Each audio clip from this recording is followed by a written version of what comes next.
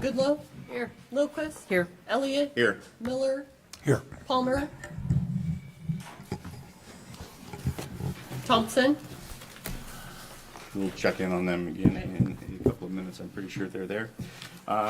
We do have two proclamations. The first is Arbor Day, and Councilperson Miller would like to read that. Thank you, Mr. Mayor. This is the City of Ellensburg proclamation for Arbor Day from the Arbor Day Foundation. Whereas in 1872, the Nebraska Board of Agriculture established a special day to be set aside for the planting of trees. And whereas this holiday called Arbor Day was first observed with the planting of more than 1 million trees in Nebraska. And whereas Arbor Day is now observed throughout the nation and the world, and whereas trees can be a solution to combating climate change by reducing erosion of our precious topsoil by wind and water, cutting heating and cooling costs, moderating the temperature, cleaning the air, producing life-giving oxygen, and providing habitat for wildlife. And whereas trees are a renewable resource, giving us paper, wood for our homes, fuel for our fires, and countless other wood products. And whereas trees in our city increase property values, enhance the economic vitality of business areas, and beautify our community. And whereas trees, wherever they are planted, are a source of joy and spiritual renewal. Now, therefore, the mayor of the city of Ellensburg does hereby proclaim April 24th, 2026 as Arbor Day in the city of Ellensburg, and urges all citizens to celebrate Arbor Day and to support efforts to protect our trees and woodlands. And further, urge all citizens to plant trees to gladden the heart and promote the well-being of this and future generations. That was very uplifting. Thank you. Thanks so much. No, this one might not be so. National Child Abuse Prevention Month. Whereas in federal fiscal year 2024, there were approximately 4.36 million reports of child abuse and neglect in the United States. That year, 532,228 children were confirmed as victims of maltreatment. Whereas child abuse and neglect is a serious problem affecting every segment of our community, and finding solutions requires input and action from everyone. And whereas our children are our most valuable resource and the foundation of our future, communities must prioritize and promote programs and activities that foster strong, thriving children and families. And whereas child abuse can have long-term psychological, emotional, and physical effects that leave lasting consequences for victims of abuse. And whereas protective factors are conditions that reduce or eliminate risk and promote the social, emotional, and developmental well-being of children.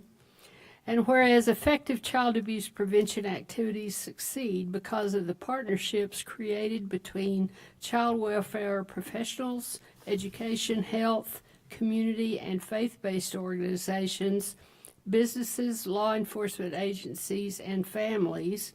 And whereas we acknowledge that we must work together as a community to increase awareness about child abuse and contribute to promote the social and emotional well-being of children and families in a safe, stable, and nurturing environment. And now, therefore, the mayor of the city of Ellensburg, Washington, does hereby proclaim April as National Child Abuse Prevention Month, and urges all citizens to recognize this month by dedicating ourselves to the task of improving the quality of life for all children and families. Thank you. So we'll move on to approval of the agenda, but first, does anybody want to remove anything from the consent agenda? That's audience included. Okay, hearing none, we'll move on. I need a motion for approval of the agenda. Motion to approve the agenda. Second. We have a motion and second to approve the agenda as presented. Is there any discussion? Hearing none, all those in favor signify by saying aye. Aye. I too will vote aye. Aye. Motion to approve the consent. Second. I have a second for the motion. Second. Second. So we have motion and second to approve the consent agenda. Is there any discussion? Hearing none, all those in favor signify by saying aye. Aye. Aye. Aye. I too will vote aye. Opposed? That motion passes. And just real quick, Sam, I got 2 invitations for the study session, so I'm going to need either one here or you're going to have to tell me if people raise their hand. Okay. We'll move on to petitions, protests, and communications. This is page 135 in the packet. This is a utility advisory committee reappointment to for Fred Springsteen. Thank you, Mayor. Heidi Barron-Sternaway, City Manager. You have before you a recommendation from the Utility Advisory Committee Subcommittee for a reappointment of Fred Springsteen to a position. Mr. Springsteen is here. Yes, if you'd anyone like to make a has- brief comment, Mr. Springsteen, you're welcome to.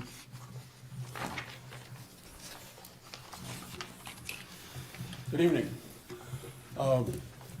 I feel the last 4 or 5 months of a unexpired term, and now that that term has expired, I've been encouraged to reapply. And since I enjoyed doing the first 4 or 5 months, I would like your consideration for a renewal of my membership. And if you I don't know what you want to know about me. I've been here for a while, so if you have any questions, feel free. Okay, thank you, sir. Any questions of Mr. Springsteen? Thank you. Okay, thank you. Council, can we get a motion? Mr. Mayor, I move the reappointment of Fred Springsteen to the Utility Advisory Committee. Second. We have a motion second to reappoint Mr. Springsteen to the Utility Advisory, is it committee or commission? It's a committee. Committee, okay. Committee, is there any discussion? Oh, actually, is there anybody in the public who wishes to speak? Okay, is there any discussion? I have served with Mr. Springsteen, and he's a good addition to the committee. Any other? Okay, hearing none. All those in favor signify by saying aye. Aye. Aye. I too vote aye. Opposed? Okay, that motion passes. Page 136, this is a presentation by the Chamber. Good evening, Kelly Vandenberg, Arts and Economic Development Manager. And it is my pleasure this evening to introduce our economic development partner, the Kittitas County Chamber of Commerce, and the Chamber of Commerce CEO, Amy McGuffin. Good evening, Honorable Mayor, Council. Again,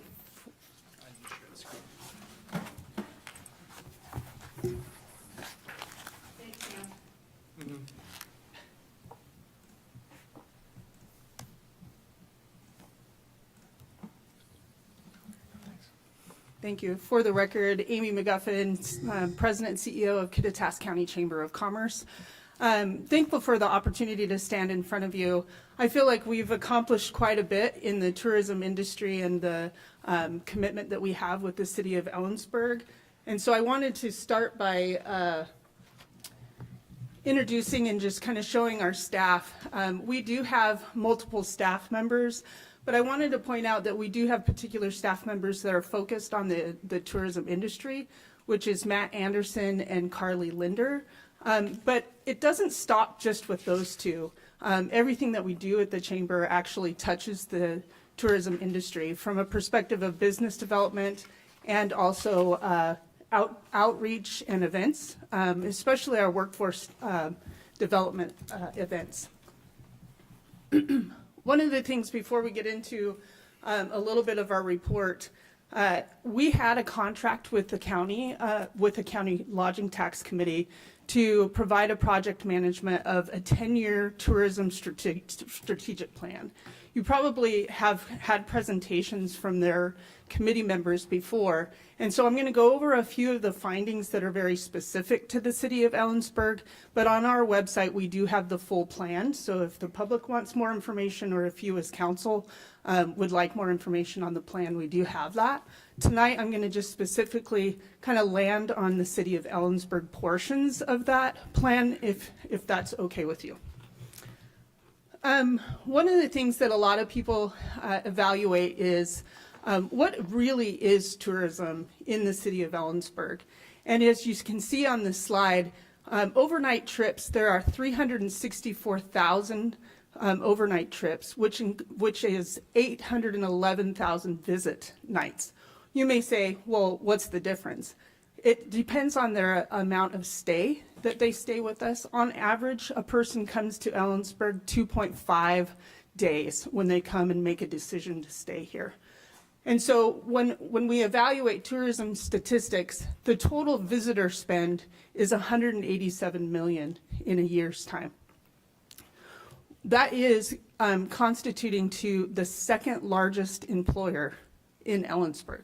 So that does take in a lot of the consideration of hotels, retail, restaurants, and some other ancillary activities, such as outward activities such as fly fishing, rentals of like Real Adventures does a rental of tubing, different things like that that are still within the Ellensburg market.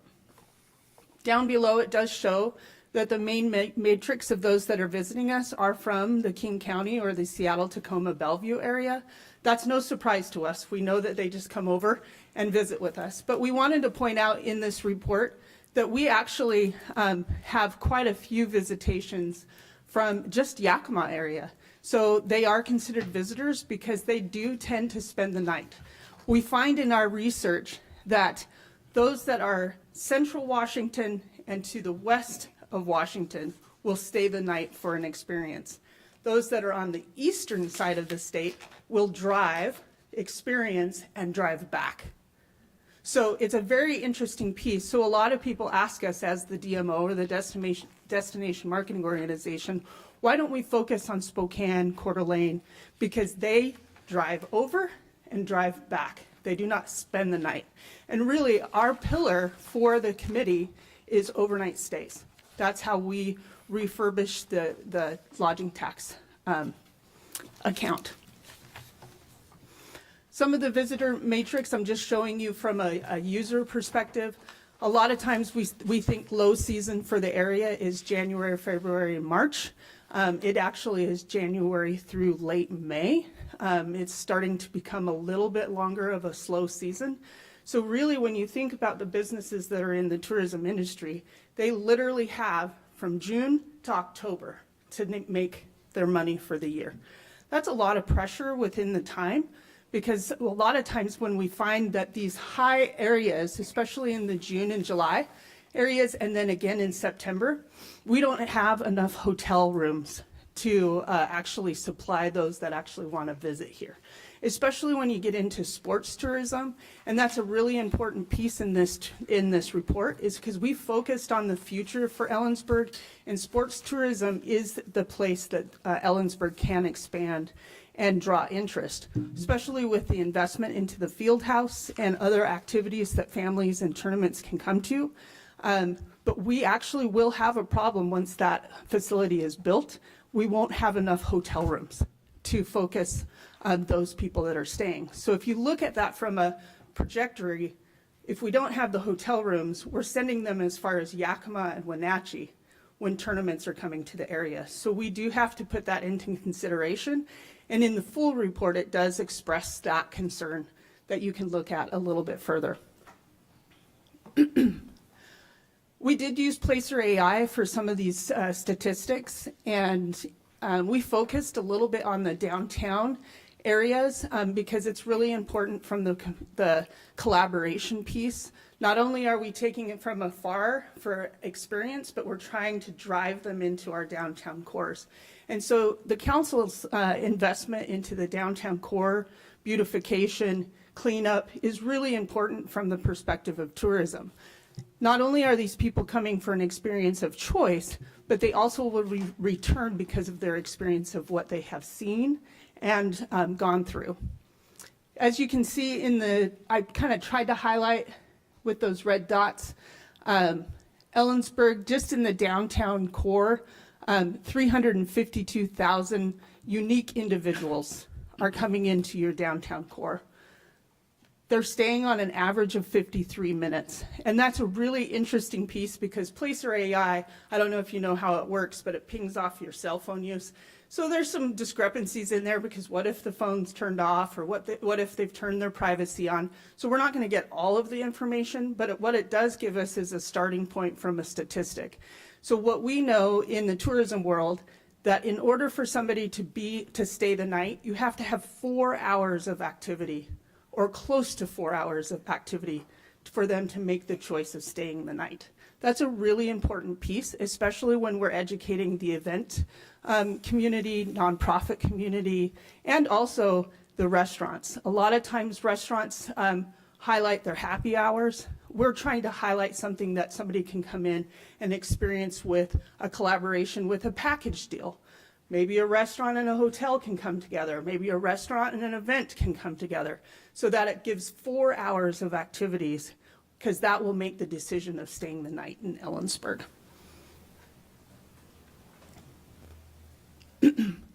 I thought this was an interesting slide to share with you.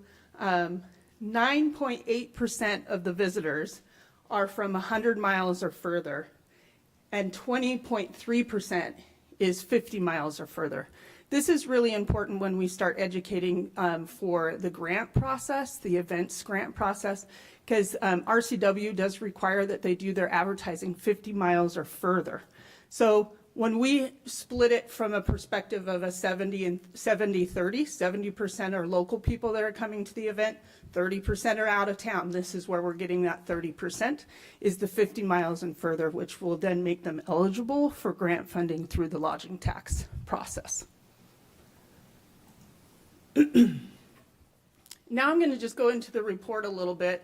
And as you have worked with consultants, usually in a report, they give you strengths, weaknesses, and opportunities. We're just going to go through that a little bit. I'm not going to read everything word for word, but I do want to point out a little bit of what we provide here in Ellensburg. People are coming to experience the outdoor recreation, and Ellensburg is their hub. So they can go the Yakima River, come back. They can go to Yakima Canyon, come back. They can go to Vantage and come back. So Ellensburg has become their hub when it comes to an outdoor recreation choice. Sports tourism, we talked a little bit about that. This report does encourage the investment in infrastructure, especially event infrastructure and sports tourism infrastructure. But we also wanted to point out the rich history and the cultural heritage. It is still important for the investment, especially in the lodging tax funds, to still support those historic and cultural heritage. So those can be parks, those can be museums. And so we want to really point out this report, it's about that 4-hour experience that we're trying to create and cultivate through this report. Agritourism and food and wine. We started doing what was called a Bandwango, which is a digital platform. It's to encourage people to check in, to get points. It's a whole thing that a lot of people like to use. And our largest participation is food and wine. A lot of people choose Ellensburg because of our food choices. I know locally a lot of people are like, how many Mexican restaurants can we really have? It's kind of like Starbucks at every corner. But there is an importance when it comes to an outside process of service of the food, quality of the food, and quantity of the food. And so we do have some really good choices. We actually have experienced a lot of openings in the restaurant business. And this is what I like about the tourism industry, is it can shift in a moment. People are very entrepreneurial in tourism. It is the most flexible and the quickest industry that somebody can build a business in regards to. So food and wine has become pretty popular. I was encouraged preparing for this report because a lot of times people say, well, we're just not the destination. We're not the wine destination. So I had to do my research. Even the wine destinations are seeing a downfall, but Ellensburg is staying upward. We're going upward. So that tells us that we have diversified activities. We're just not on one plane and survival. We have a lot of choices for everybody that comes to our area, especially Ellensburg. Transportation access. This really came into the perspective of how are we serving the major corridors and partnering with the transportation pieces. Obviously, the appeal of a weekend getaway is important to us, especially with the gas prices that are coming up. I don't know how many truck or trailers are going to come through this process because of the high diesel, but we do know that we are at least a tank of gas away. So when somebody really wants to just get away, they can do it within a weekend time and probably within one tank of gas. In fact, I tested it. I went to Winthrop and back in one tank of gas. So we know that we can touch the northern part and come back. I went to Bellevue and back in one tank. So there really is something that we can coin in regards to one tank of gas. I want to point out, I don't know how to get this one off, but if you can see it, Central Washington University is another player within this report. The reason being is because their activities of the students draws family and friends. And so this is really important, but it doesn't just stop with the school students in session.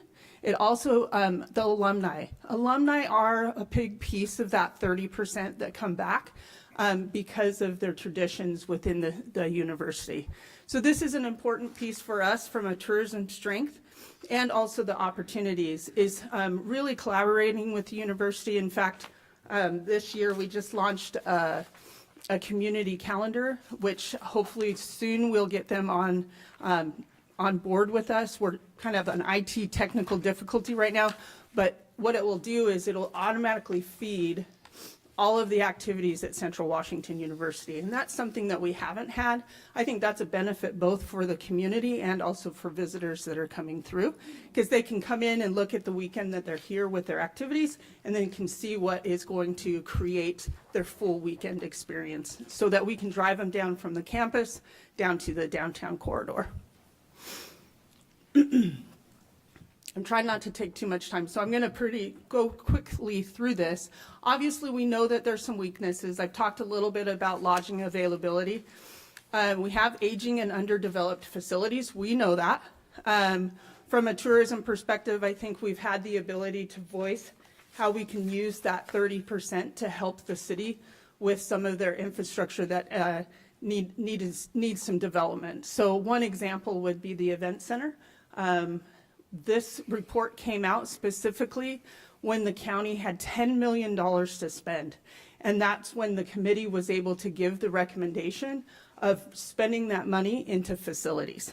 So you see the rodeo grounds under construction. I know that you guys provided some additional funding with that.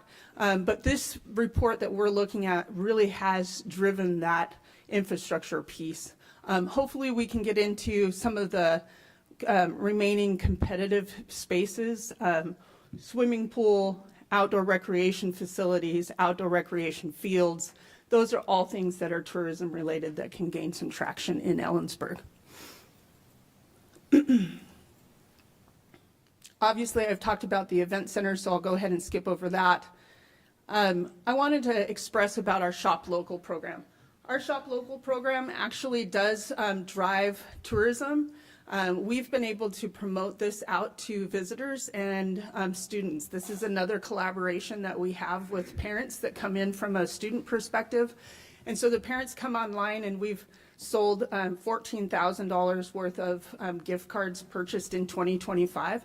And most of them have stated that it was for activities that related to their trip. So they wanted a gift card to where they can come in.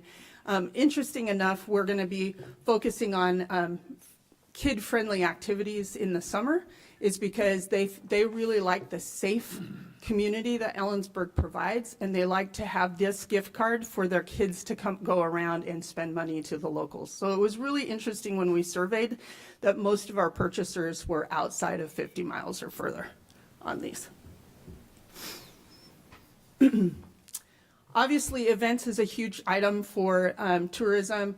I do want to just kind of talk about, we have our events as visuals, but there are a lot of event coordinators in Ellensburg that really steps up the game. Just this last weekend, I don't know how many egg hunts there were, but if I had kids that were under the age of 10, it is probably better than trick-or-treating, because there were so many, and you saw them just plan it out. One was at 9 o'clock, one was 10, one was 11, and it was just like, go to it. But it also brought an atmosphere, perfect sunny day, on a Saturday. People were in the Unity Park enjoying. People were out at Rotary Park. So it really brought an ambiance that events can really bring from a perspective of tourism. But we have to stop to celebrate. I talked about small businesses. We had 30 members join just for Ellensburg, and we had 39 ribbon cuttings of grand openings in Ellensburg alone. So it does show you that there is a shift in entrepreneurship, especially in the tourism industry. We've had so many new businesses join us, and a lot of them are Brightside Mini Golf. There's the Ames House, so it's a new lodging opportunity. There's restaurants, there's noodle bars that are coming on. So not only are we going to have a bunch of Mexican restaurants, but we're going to have a lot of ramen noodle options. And so I think this is a way that we can just pause for a moment and highlight the vibrancy that tourism brings to this community. Lastly, we talk about entrepreneurship. So the Chamber does provide entrepreneurship support and technical support. And if you're not aware, we do a business plan. And in that business plan, we really celebrate those that are encouraged to do a business plan so they can survive 3 years or more. That's a really important piece because most small businesses that do not have the right implementation and tools will not stay open after 3 years. That's a really important piece for us. So the value of this program is to provide them guidance and support. And even though Mirage Flight Services and Stampede Jewelry are first and second, but Brightside Mini Golf is third, we provide about $18,000 in award for them to continue with their process. But we've had a couple of the businesses that are still in the downtown core that were winners of this program. Pearl Street Optical, Claim Clothing was a participant. And so that just shows you that this program really brings opportunity for these businesses. I'm going to end it there because I know you have some more things behind me, but if there's any questions that I can answer, I'm happy to. Council, any questions? I don't. No, Thank you. thank you. Okay. Anybody in the audience have any questions or comments? Okay, thank you. We'll move on to item 7, which is public comment on non-agenda items. These comments are limited to 3 minutes. I'm just going off memory because I can't find my card. Do not discuss a ballot measure or a candidate for office. Please do not disrupt the orderly conduct of the meeting. We spend 30 minutes max on this unless by a vote of council. We extend that and we'll work off our list first. So when you step to the microphone, please identify yourself as a resident of the city, county, or otherwise. If you're representing yourself or others or both, and the topic that you wish to speak. And first up is Candace Comfort.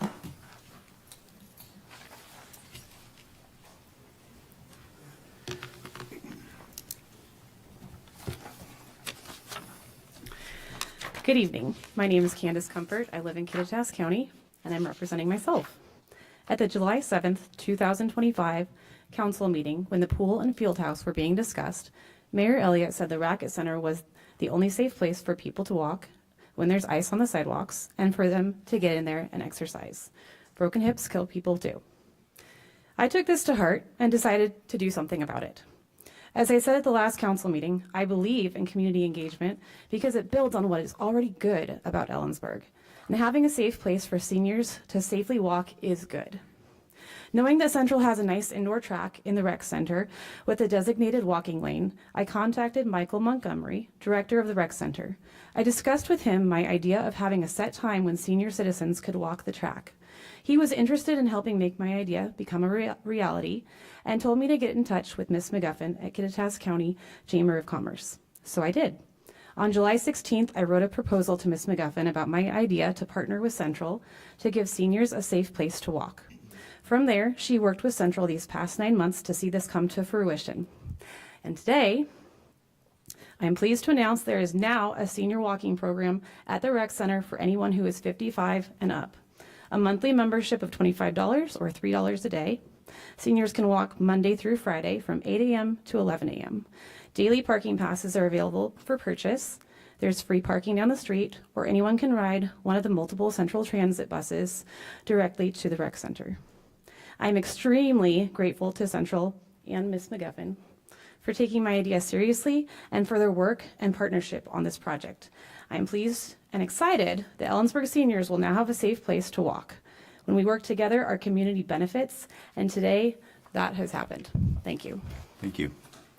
Thanks for taking the initiative. We all qualify, I think. Yeah, Yeah. I'll lead the pack. Is there anybody else in the audience who wishes to speak? Yes, sir.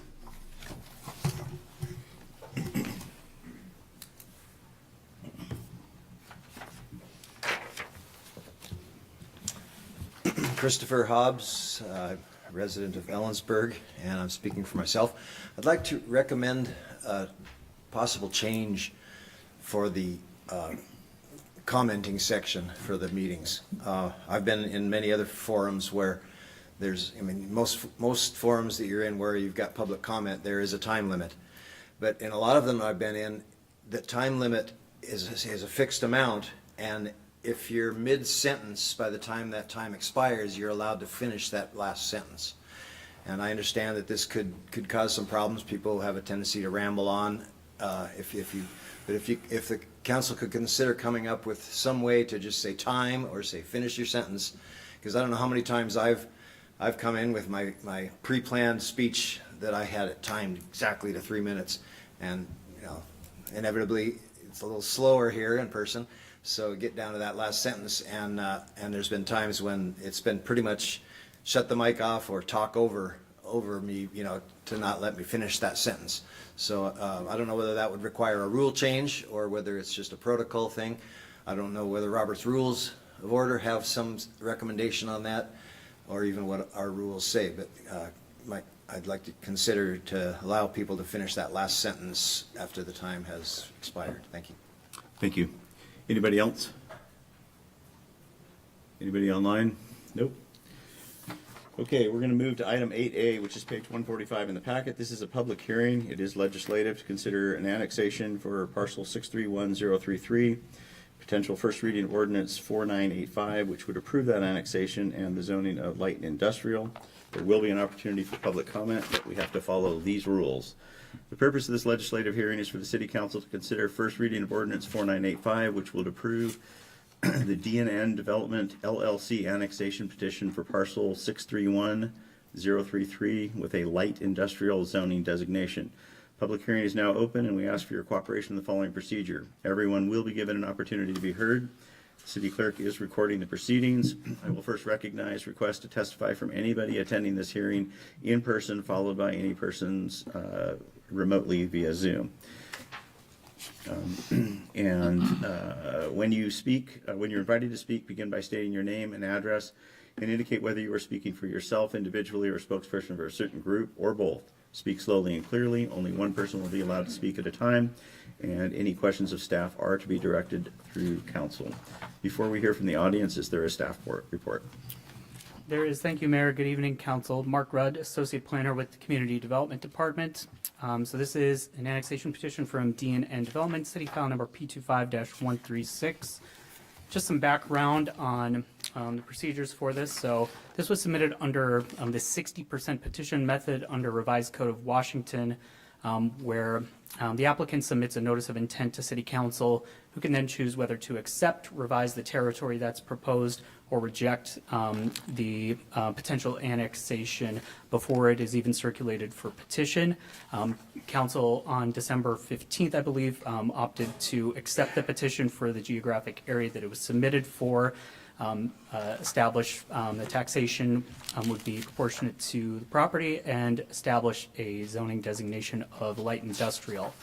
After that, the applicant is then free to circulate the petition for ownership signatures of 60% of the owners of the area. In this case, we're talking about a single parcel, so there were two owners with interest in the property, so that was fairly straightforward. They got documents to us in late January. The city submitted those to the county assessor within 3 days, as required by the same RCW sections, for certification that the petition was valid. We received that certification in February. Following that, our locally adopted procedures require that the Planning Commission make a recommendation on the proposal after holding a public hearing on the matter, and then forward a recommendation to the City Council for decision. It is a legislative decision that is adopted by ordinance. Distinct from some of the other project permits, there are two separate hearings. There's a separate hearing that is required for each prior to each reading of the ordinance. Because it's not a project permit similar to a rezone, there's not a closed record. So anyone from the public is allowed to provide testimony on the petition if they have an interest, if they are interested in the matter. Also unique to this is that when zoning is adopted concurrently with the annexation, a minimum of 30 days has to pass between those public hearings held by council and the reading of that ordinance. So the next time you'll be seeing me is in late May. The property in question here is one parcel at 1830 Highway 97, just under 8 acres. This is at the northwestern edge of the city's urban growth area.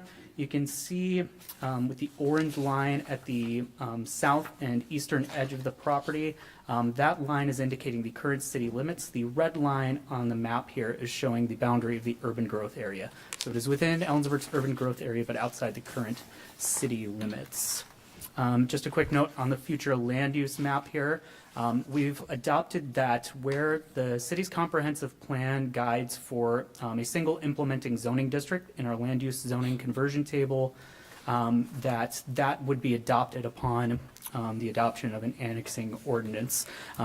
Because the future land use category for this is light industrial, the only zoning designation is light industrial, and as council already moved in December, that is the zoning designation that is incorporated into the ordinance here.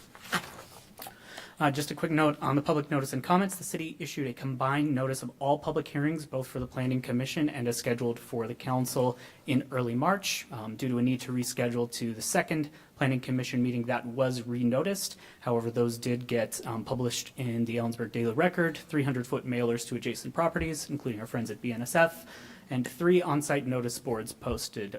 3 are required for any annexation regardless of the size of the territory. So if you drive by, you will find 3 notice board signs on a single parcel.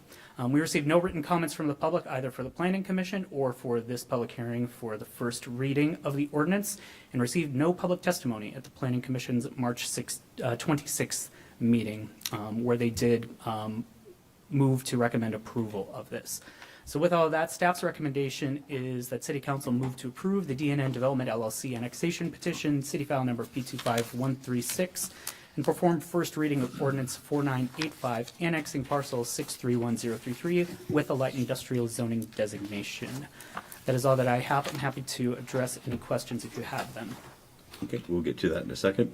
Are the applicants or applicants' representatives present or online, and do they have testimony to present? Floor is open to testimony from the public. Each person will have an opportunity to address the council for an initial period not to exceed 5 minutes. If you need more time, it will be made available after everyone has had an opportunity to speak. Anybody in the audience? Nobody online? Staff doesn't have anything to add? Applicants or any persons in the audience want to add any non-repetitive information?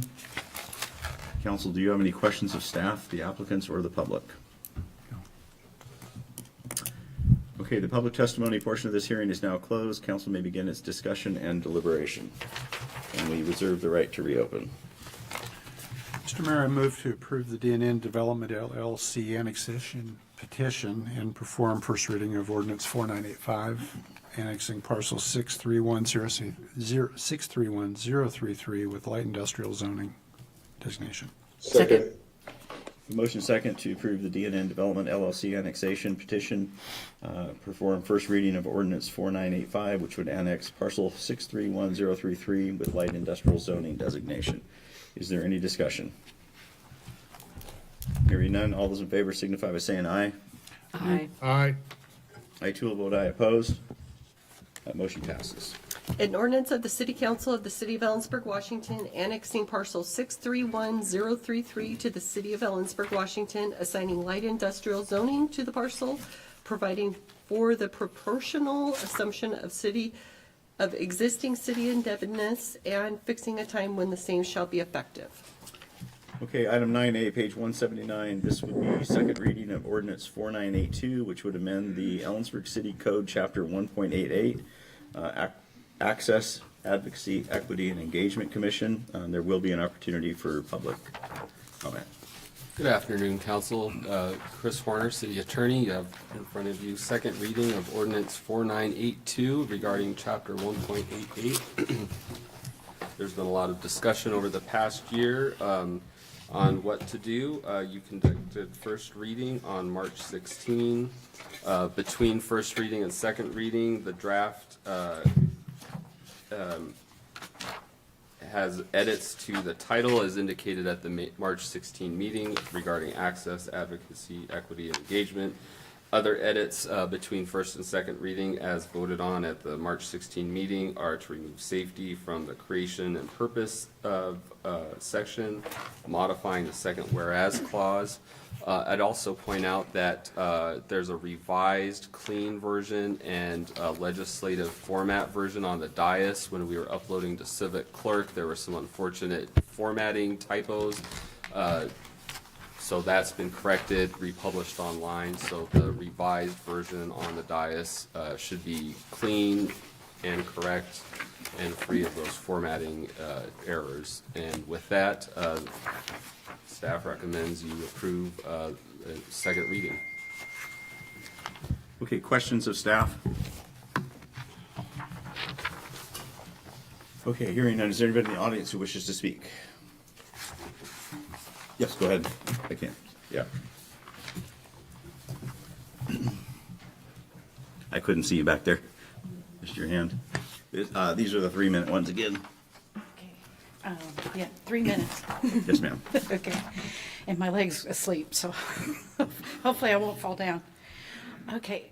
Beryl Kelly, Ellensburg resident, representing myself. And I want to make some comments about comments that were made last month at the previous hearing, first reading. And I'm not sure if people understand the irony of their own statements. The stated purpose of the DEI Commission has been to lift up unheard voices and to engage more people with the city. And yet members of City Council and the DEI Commission made statements contrary to these goals.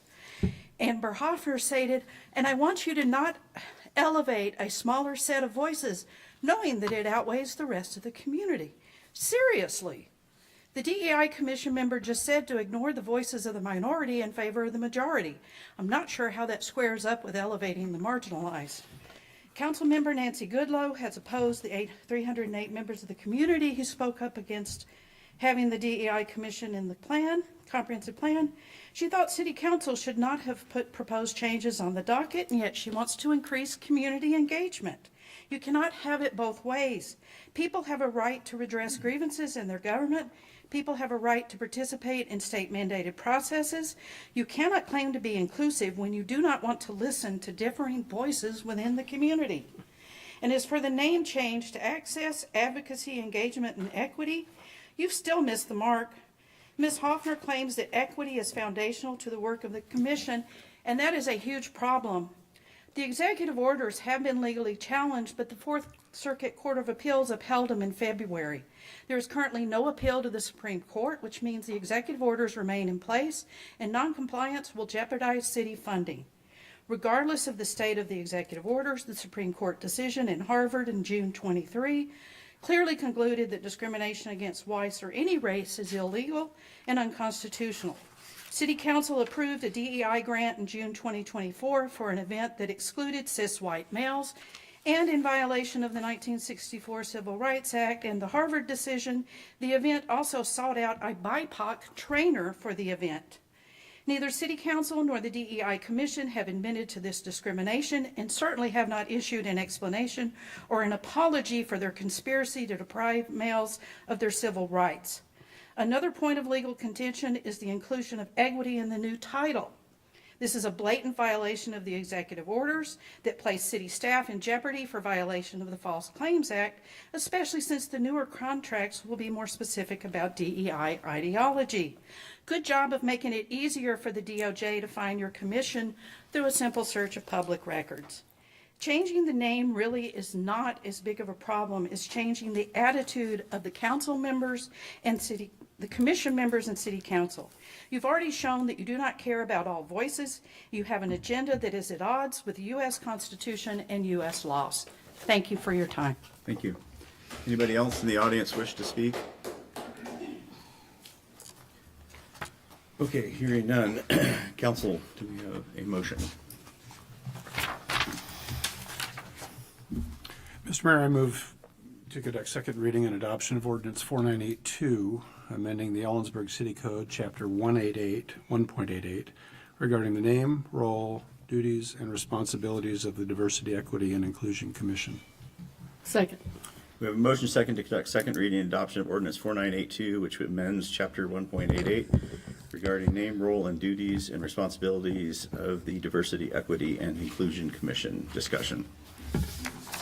Well, I appreciate, I'll just, as the maker of the motion, I appreciate the comments made tonight and in previous meetings, and I believe that the changes that have been made through this process have addressed the issues. We've been listening and we've been paying attention. Now, obviously, not everyone agrees with our individual positions on this, but I think we've charted a course that does what we intended, and that is to keep the city in good stead when it comes to our public standing with the federal government and everyone else. Any further discussion? Go ahead. I think the name is way too long. We should not have commissions with 4 words in the name. But I don't know. I mean, people seem attached to particular words. But I think it's cumbersome, awkward, and doesn't roll off the tongue. But I'm not going to offer any amendments on it. I just don't like it. Any further discussion?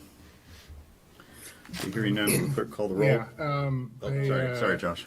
Agree with Councilmember Lilliquist on the name.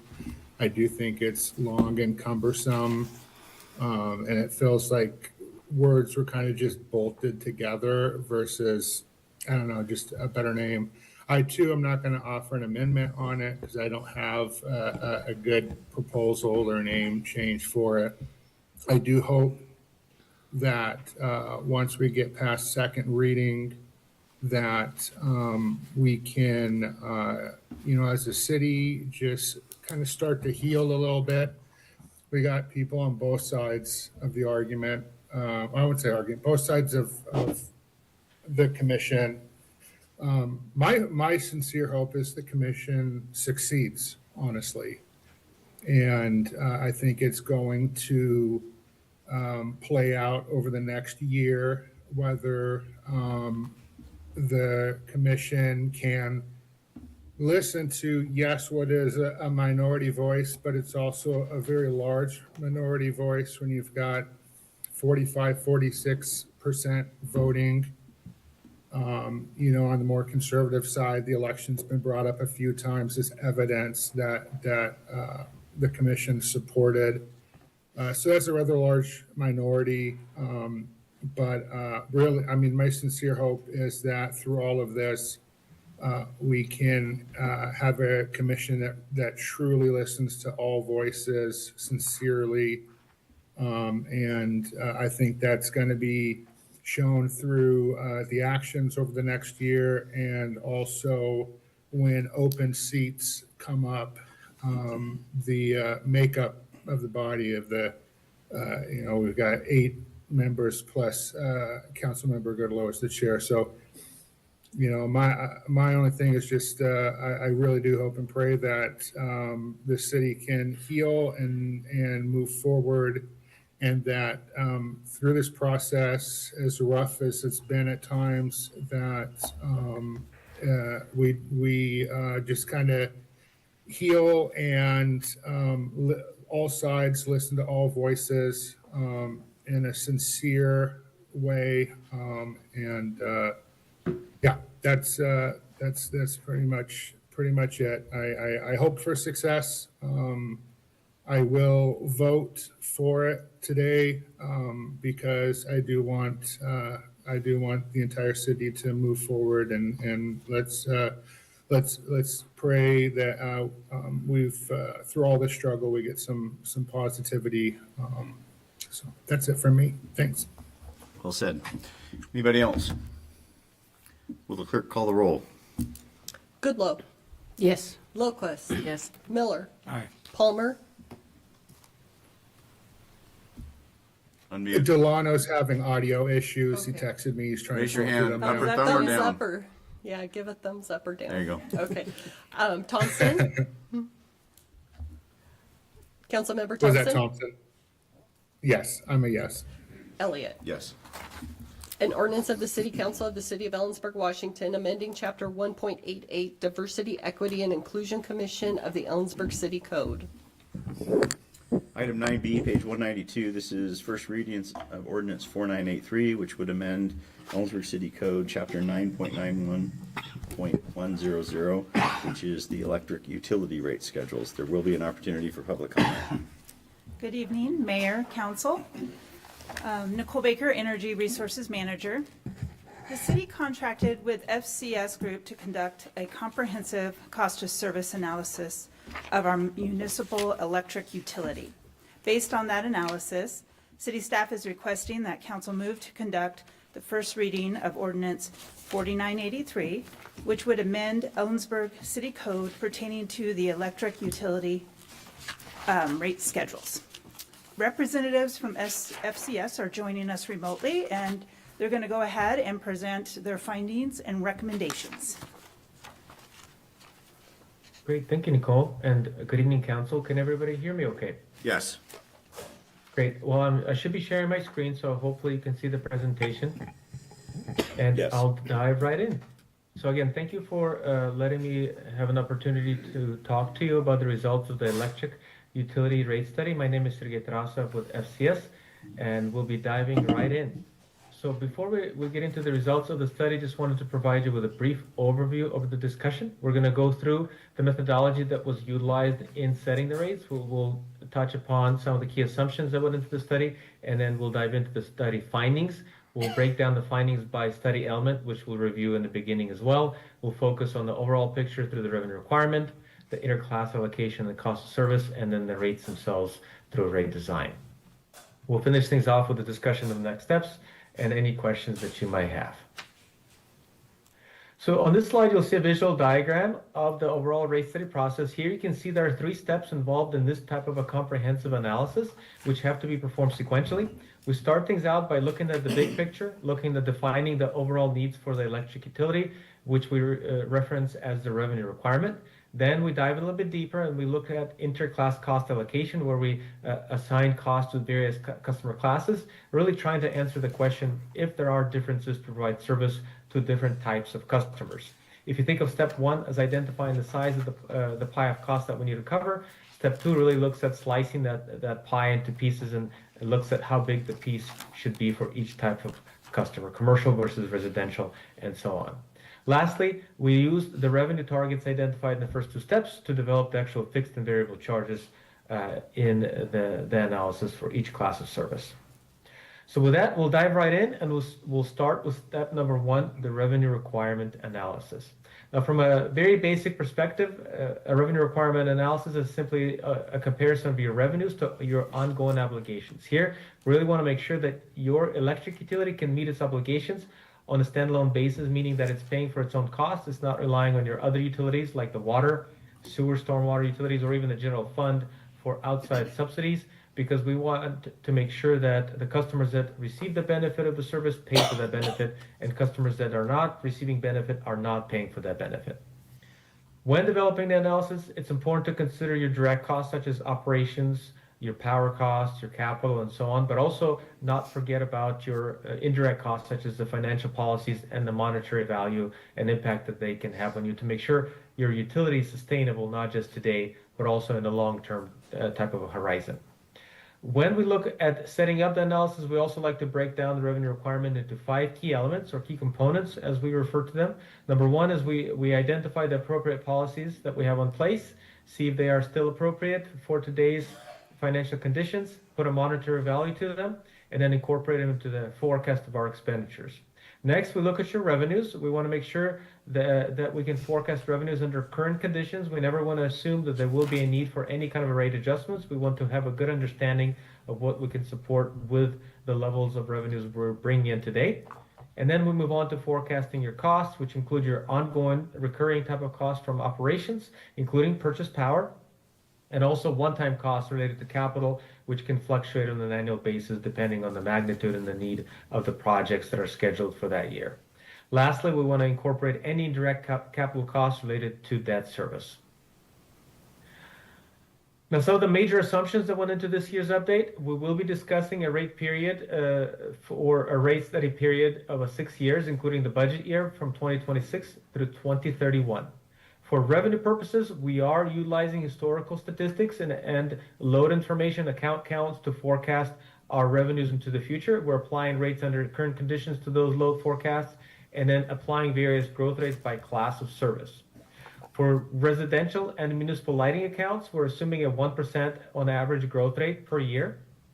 For your primary customers, which are larger commercial customers and distributed generation customers, on average, we're assuming a 5% annual growth rate. And a lot of that commercial growth is coming from the electrification efforts from CWU. So there's some planned growth occurring there, and that's driving that 5% on an average annual basis. All the other classes are held flat, and no growth is assumed in future years at this time. Now, one item to note is that we're not forecasting any new large loads as part of the discussion we're having today. We are developing a separate analysis related to the new large load analysis, but the way we're structuring it is that any cost impacts coming from new large loads will be passed on directly to those customers, so they should not impact the base case scenario. And we'll be bringing back the new large load discussion in a future meeting.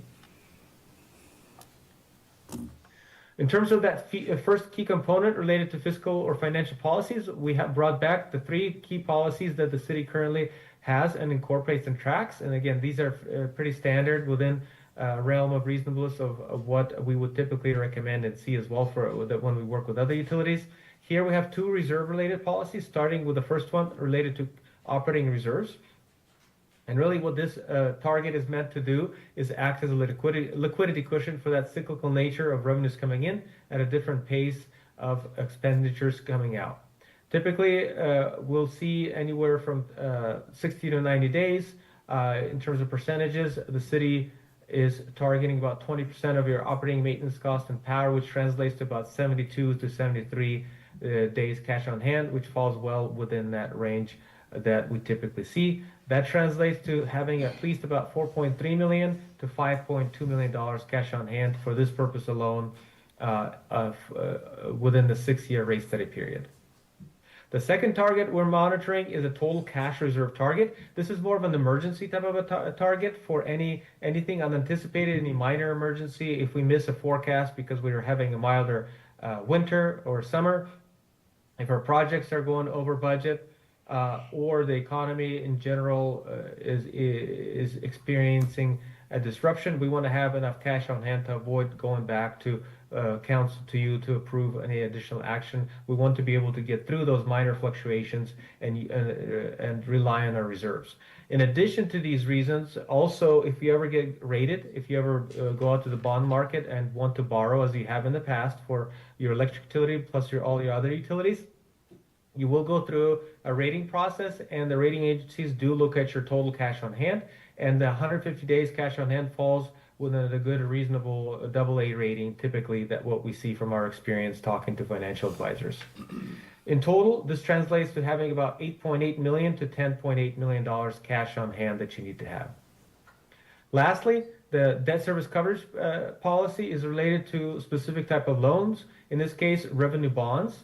And really, it's a measure of credit worthiness, assuring the credit holders that we can repay our obligations. The covenants themselves come with this requirement, and you cannot drop below the minimum requirement without defaulting on your loans. And really, what this coverage ratio looks at is the net difference between your applicable revenues, net of applicable expenses. You need to generate enough cash to not only cover the debt obligation, but also generate a cushion that will assure the creditors that you can repay your obligation. In this case, the bare minimum is 25% greater than the annual payment, so that's a 1.25 coverage ratio. The next key element we'll talk about is the revenue itself. So here, what we're looking at is the projection of revenues under current levels of revenues before any kind of recommendation or discussion of adjustments.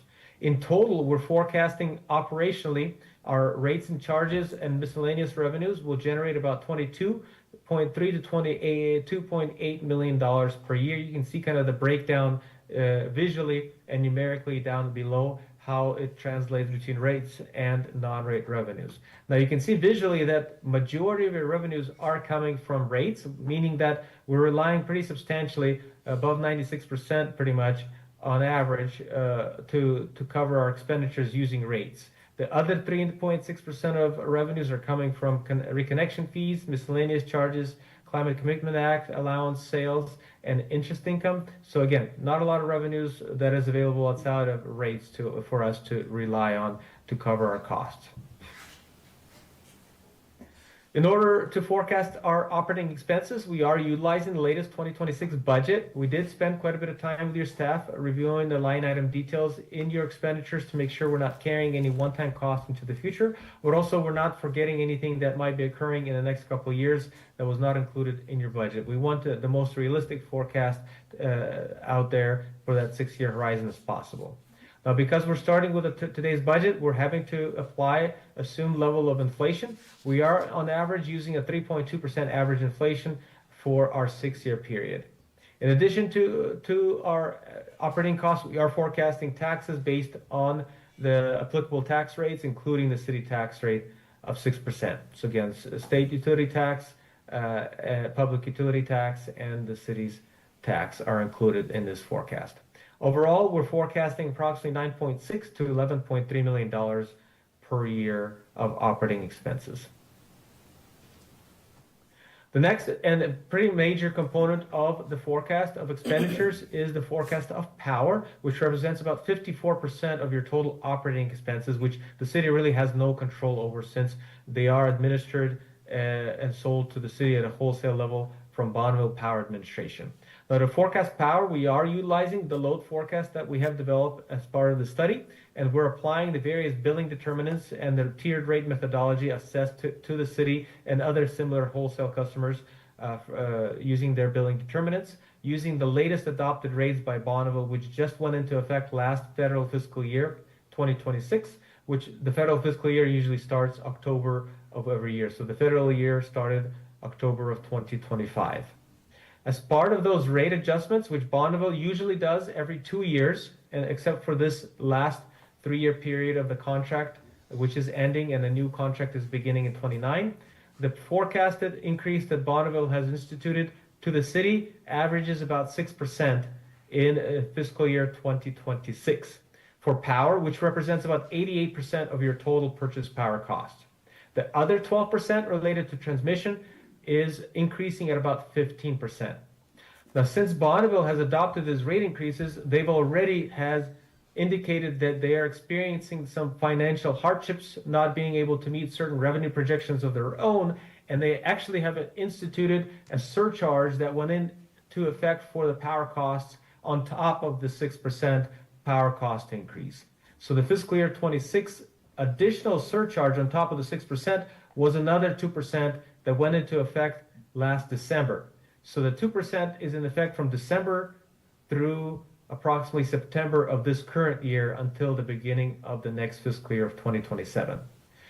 In addition to that news, there was a more recent news came out last couple of weeks ago, actually in March, which indicated that there was a court ruling against Bonneville pretty much, which indicated that less water will be available for Bonneville, which would mean that they would be not able to generate as much energy as they previously anticipated, which they are forecasting would cost another surcharge that would go into effect in 2027 most likely. And the preliminary estimates are that the surcharge is going to be approximately 6% net after taking out in gross surcharge after taking out the 2% surcharge. So all that to say that Originally, they anticipated 6%. Already, they modified their plan with another 2%, and then now it's looking like there's going to be another 6% coming that may stay here permanently starting in 27 and thereafter, because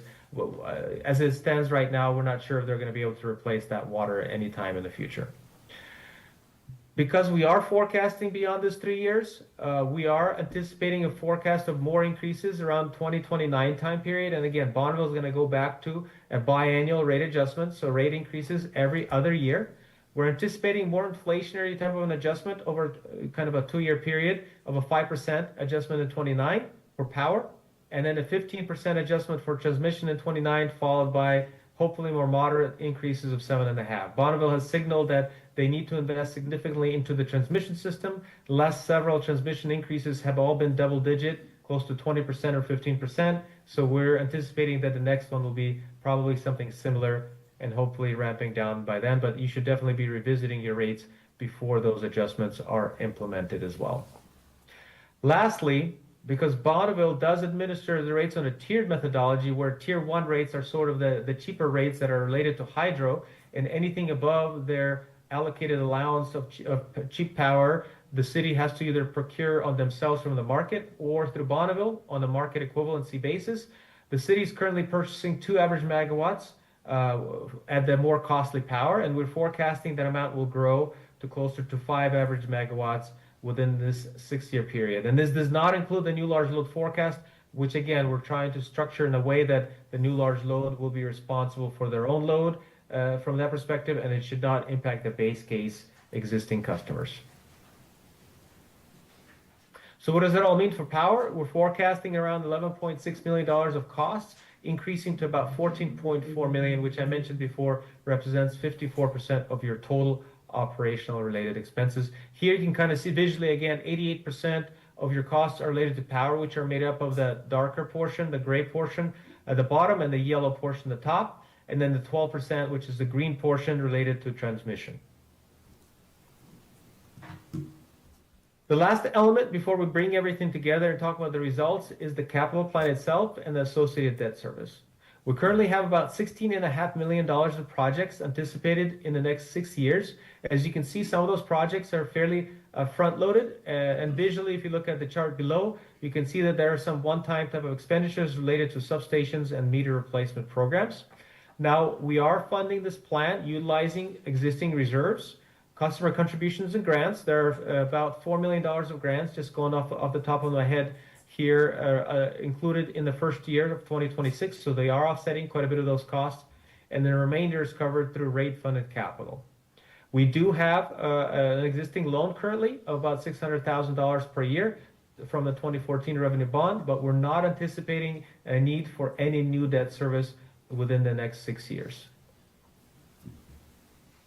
So what does this all mean? On this slide, we have the summary of our revenue requirement summarized using bars to represent expenses. Again, the darker portion showing you operating and maintenance expenses. The green portion in the middle is showing you power costs, which again, you don't have any control over. We have the orange portion representing debt service and net capital net of contributions and grants in the yellow at the top. When we compare these bars to the solid black line, which summarizes revenues under current levels, we can see that starting right away, our revenues are sufficient to cover our operations, power, and debt service, but basically have no capacity for ongoing renewal and replacement for capital purposes. So we have to rely on reserves if we want to build any kind of projects. Starting in year 2, as our power costs increase, as inflation takes hold and outpaces our growth rates for revenue purposes, we can see that now we're no longer able to cover debt service, and then by year 3, we're no longer able to cover our power costs if we don't make some kind of a change specifically on the rate side. Looking at the shaded area at the bottom, kind of that violet purple, light purple color, we can see that the reserves are starting out the forecast pretty healthy. We are exceeding our total combined target of cash on hand of 150 days. But as we move forward without any kind of modification to our current rates, we are going to be going deficient from that target perspective and potentially running out of reserves after a couple of years if we do nothing with the rates or change our plan. So right now, in year 1, we can keep up with operations, but we really have to rely on reserves to build any kind of capital into the future. So what does this all mean? So in summary, when we compare revenues to our expenses, it looks like as we start forecasting our costs even into the next year, we're not able to fund our operating or debt service costs in 2027, as well as meet our 150-day cash target same year. Our debt coverage drops below the bare minimum requirements of 1.215 without rate action as soon as 2028. So again, we want to avoid the default issue scenario in at any case possible. So that is a big metric we want to monitor, make sure we don't hit whatsoever. So in order for us to resolve this issue, we're proposing an annual strategy for the next 3-year period. And again, we're trying to align the rate period to the Bonneville's 3-year period because they will be coming back in 29. But as you heard me talk about the surcharges that they've been introducing and potentially will be introducing, there is still some movement that may be happening from Bonneville on an annual surcharge perspective. So that's why we're proposing an annual strategy, unlike during the prior study where we're trying to line up the increases Bonneville and had rate increases every other year. If we try to pre-fund the increases in surcharges and guess what the surcharges would be, the increase in 26 would be much larger, and it might have to change if Bonneville comes back with a completely different surcharge than what we're anticipating. So this smoothed out strategy tries to keep the increases as close to inflation as possible and also gives the city the flexibility to revisit the rate if something happens in a run without adopting one large increase all up front and then potentially modifying it on top of that in the future. So what would this annual increase mean to a typical customer?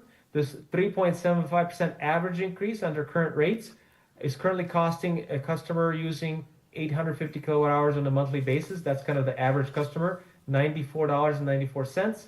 That would increase by $3.56 per month for 2026. And you can see the future annual adjustments in addition to that thereafter.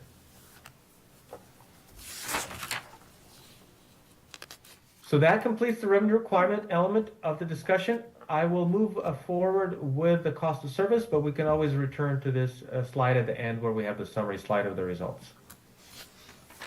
So the first step, identify the total need of cost or that total pie of cost that we need to cover. Now let's talk about really cost of service, which again targets that question of are there differences to provide service to different customer classes and how do we slice that pie into pieces for each class of service.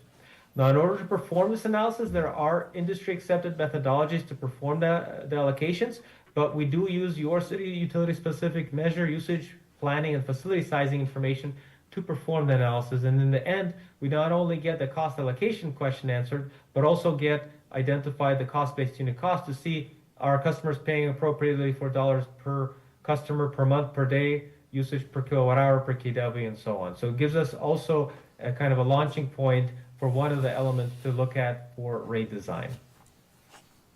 Now for me, I'm sometimes a bit more of a visual person, so I like to look at a diagram to really see why are we performing a cost of service analysis in general, because it is a little bit of a more complex type of analysis.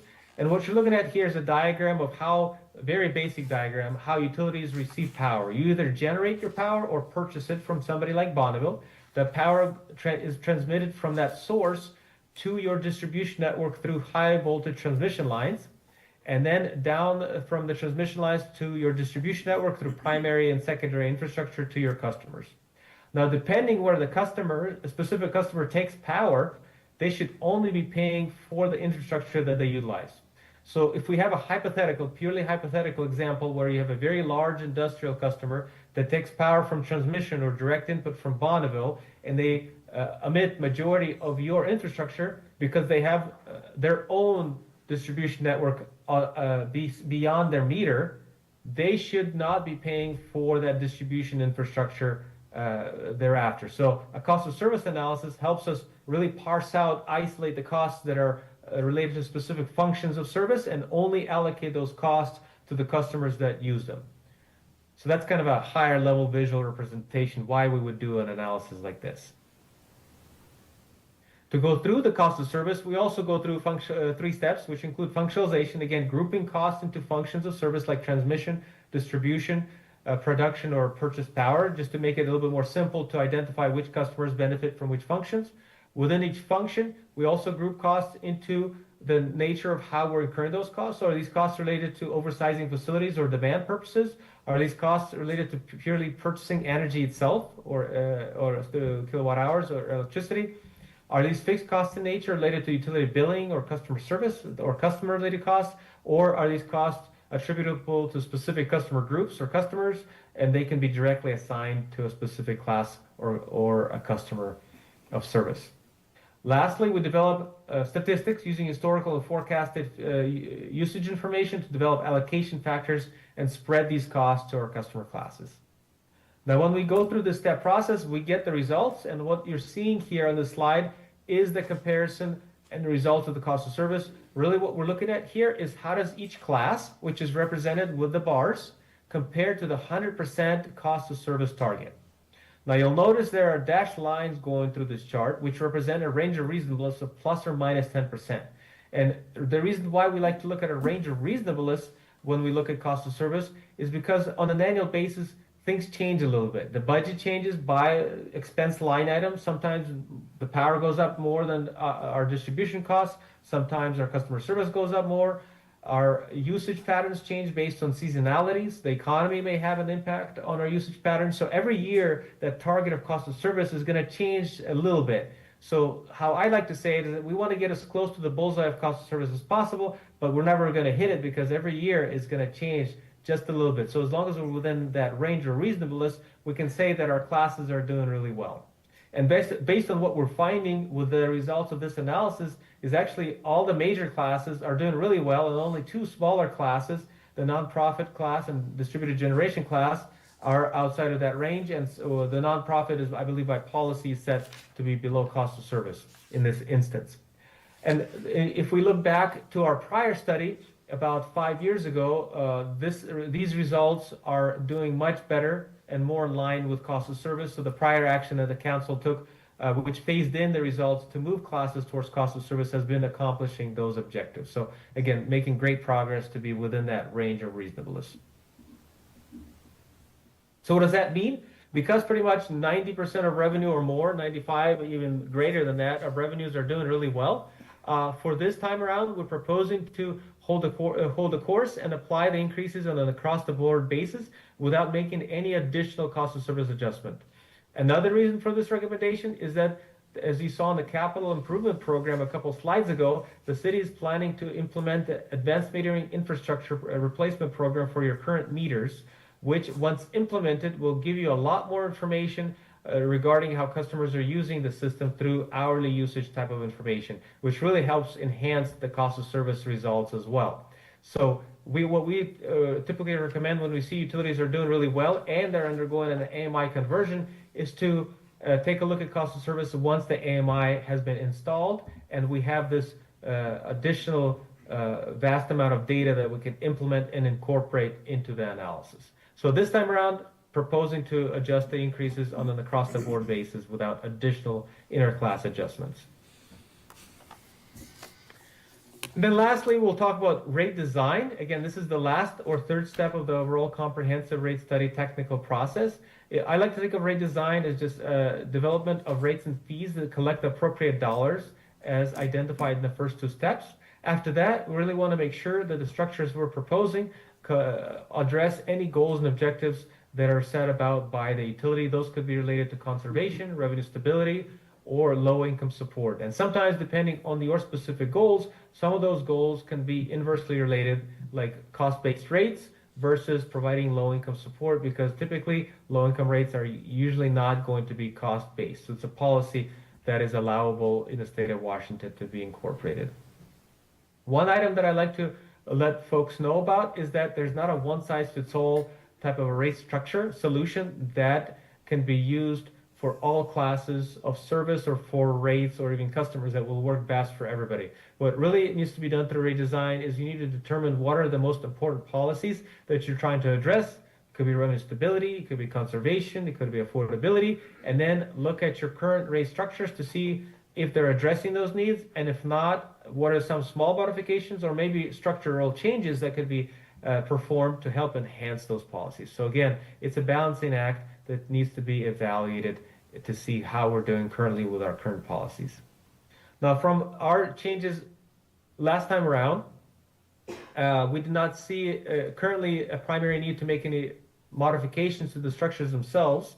Again, primarily focusing on collecting the overall dollars identified in the revenue requirement. So we're not proposing this time around as well to make any structural changes, also applying the increases here proportionally across the board. So the 3.75% that we're proposing for the revenue requirement will apply equally to all classes and to all rate elements as well. And speaking of those rate elements, we just wanted to provide you with the rates themselves. Again, I do apologize, there's a lot of numbers here, but we wanted to provide you kind of the summary of your current rate schedules. What we're looking at here, this first slide on slide 25, is the summary of your daily or monthly customer charges. These are fixed charges assessed onto our customers. You can see the residential rate is currently 96 cents per day. If you translate it to an average month, it's approximately $29.32 currently. And the increase would simply be applied on an across-the-board basis, so increase by 3 3/4% proportionally every year. The similar type of adjustment is made for energy charges, which are summarized at the top by class of service. Again, residential rates are about 7.72 cents per kilowatt hour. And demand charges, you'll notice demand charges are only there and applicable to larger commercial customers. The one item to note is that just because a class does not have a demand charge doesn't mean they're not incurring demand cost. It just means that those charges or costs are being recovered through the energy charge, and there's various reasons like having the right meters to be able to do that, just making sure that the rates are understandable themselves. So again, just because a charge is not there doesn't mean we're not recovering the cost associated with that charge. And then lastly, before we wrap things up, we all wanted to bring back the monthly rate survey. I always want to caution that these type of surveys, a little bit of an apples and oranges type of comparison, because every utility is different. Policies and resource profiles, service territories are different, but the question does typically get asked. So on this slide, what you're looking at here is a comparison of your neighboring utilities. The city of Ellensburg rates are currently at the lowest end of the metric. They'll continue to be on the lowest end of the metric, even with the proposed rate adjustments compared to your closest neighbors. So with that, we really get to the end of our presentation here. Again, to summarize, our revenue requirements showed that we are deficient. There is indication that Bonneville will be instituting surcharges that will be on top of already the rate increases of 6% and 15% transmission that they've instituted. So we're proposing an annual rate strategy this time around that would be in effect annually in 26, 27, 28, and revisit the forecast after that year when the new Bonneville contract comes into play. Bonneville has introduced the contract but has not identified the methodology in detail by billing determine how they're going to apply it. So more analysis will be needed once they do release that information as we get closer to 2029. On the cost of service front, we did find that the majority of classes, pretty much all the major classes, are doing really well and within a range of reasonableness, so we're not proposing any additional interclass adjustments. So again, across the board, 3.75% for all. And rate design, again, we're not proposing any structural changes, so again, the increase would be applied equally, proportionally to all components of the rates. And then in terms of next steps, the goal ideally is to have the rates go into effect in May 1st. Thank you. Council, any questions for the presenter or staff? I have a question. Yes. Sergey, in the last week or so, our local newspaper had an article about different utilities' experience with demand response. And as part of that, they talked about a few utilities that sort of achieved the same goal, which is to shave the peak, thereby reducing the need for new infrastructure and generation to cover that very infrequent but the highest level of use for electricity. You didn't consider, well, so some of the utilities were, instead of doing demand response, they were doing peak pricing for their just adding like whatever the peak hours are, 6 p.m. to 8 p.m., adding having a higher price for the energy for those times. And you're not recommending that, and I'm wondering, is that because we don't have the AMI infrastructure, or is there another reason? That's correct, Nancy. We don't have Okay, infrastructure to monitor that on the residential for most. For mostly classes? Yeah. Okay. So we're working on getting that the AMI infrastructure. It's a longer term plan. Yes, that is something that we're working towards. So essentially, we can't do either demand response or peak pricing until we have that equipment. I mean, there's the ability to do some demand response. It would look differently than probably that article that you're referring to. And then the time of use metering, yes, we don't have the current infrastructure to do that. Because when we read the meter, it's just monthly, right? Correct. So, okay. Okay, thanks. Do your laundry late at night. Well, charge your electric car late at night. That's easy. Any other questions? Anybody from the public wish to speak? And nobody's online, so council.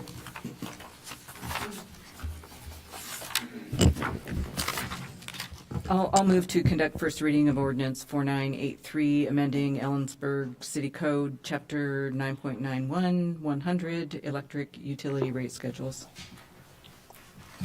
Second. Motion second to conduct first reading of ordinance 4983, which amends the city code 9.91, 100, which is electric utility rate schedules. Is there any discussion? I'll just say it's never fun to raise utility rates, but we need to keep paying for electricity in order to get it, and everyone wants to be able to turn it on when they want it. So this is how we do that. And I guess I would add, the fact that we're able to maintain rate structures that are significantly below the largest private provider, and I would say also significantly below the other public provider. I think that, that shows that the city utility is well managed, and we're trying to make decisions that are based in the customer's best interest. I would add, I think it's probably true that our competitors' rates are going to increase as ours will, or their costs of service, if you will increase. So things will get more expensive across the board, not just in the city of Ellensburg. Any further discussion? Hearing none, all those in favor signify by saying aye. Aye. Aye. Aye. Aye. I too will vote aye. Opposed? That motion passes. An ordinance of the City Council of the City of Ellensburg, Washington relating to utilities, amending section 9.91.100, subsection A through M, P, Q, electric utility rate schedules of the Ellensburg City Code. Item 9C, page 217. This is resolution 2026-07, which would amend 2026 pay resolution for non-represented employees. There will be an opportunity for public comment. Good evening, Mayor and Council. I have Resolution 2026-07, amending the 2026 pay resolution for non-represented employees. In December 2025, Council approved Resolution 2025-32, establishing the 2026 pay scales for non-represented employees. This resolution amends Resolution 2025-32 to add a new position in finance, Accountant 3, Payroll Supervisor, and reclass the current librarian to Public Services Librarian. The city is working on workforce planning strategies in an effort to reduce setbacks that often occur when institutional knowledge is lost due to retirement or separation of long-term employees, and to provide more career progression opportunities. Both of these staffing changes will improve our ability to be better prepared for the future. The payroll division in the finance department currently has 2 employees who report to the finance director. Adding an exempt management level Accountant 3 payroll supervisor position will reduce the number of direct reports to the finance director and allow the finance director to delegate some of the auditing, reporting, and sensitive managerial tasks related to payroll and benefits to the new position. This position will also be key in working closely with HR during the planning and implementation of the enterprise resource planning software, HR and payroll module. One of the library department goals for 2026 is to focus on the city's core values through delivery of exceptional service. To help this goal come to fruition, the library director has developed a long-term staffing improvement plan. The first phase of the plan is to reclassify the librarian, whose primary focus is currently children's programming, to public services librarian, where they will oversee both children and adult programming. This will provide enhanced collaboration and consistency between the two divisions, which will improve library customer service. This phase of the staffing improvement plan also includes increasing 1.75 FTE specialists to full-time and adding one additional 0.5 FTE specialist to the adult services division. These changes will not require a budget adjustment for 2026 due to savings from not filling the office specialist position when it was vacated in January. Prior to bringing this resolution forward, we shared the staffing plan with the OPIU union and received their approval. The duties of the office specialist will be redistributed between adult services staff and the public services librarian. This resolution also includes some minor job title adjustments as part of our data preparation for the new ERP system. The new position in finance, the estimated annualized personnel costs with a standard assumptions to hire step and benefit election for 2026 is $159,893. Of this, about 40% will be allocated to other funds throughout the city through the standard cost allocation procedures, with approximately $64,000 retained by the general fund. However, with a May 1 start date, the estimated 2026 personnel cost is down to $106,596, and the amount retained by the general fund is $42,661. For the library, as I mentioned, the estimated cost for 2026 will be offset by not filling the office specialist position, which was vacated at the beginning of 2026 and resulted in a savings of approximately $35,000. Staff recommends approval of Resolution 2026-07 and the necessary budget adjustments, and I'd be happy to answer any questions. Council, questions for staff? Hearing none, anybody in the audience wish to speak? Nobody's online. Motion, please. I'll move to approve Resolution 2026-07, amending the 2026 pay resolution for non-represented employees and authorize the necessary budget adjustments. Second. Second. Motion and second to approve Resolution 2026-07, which amends the 2026 pay resolution for non-represented employees and make the necessary budget adjustments. Any discussion? Hearing none, all those in favor signify by saying aye. Aye. Aye. Aye. I too will vote aye. Opposed? That motion passes. Item 10A, page 223 in the packet. This is an economic development property exchange agreement between the City of Ellensburg, Kittitas County, and Central Washington University. There will be an opportunity for public comment.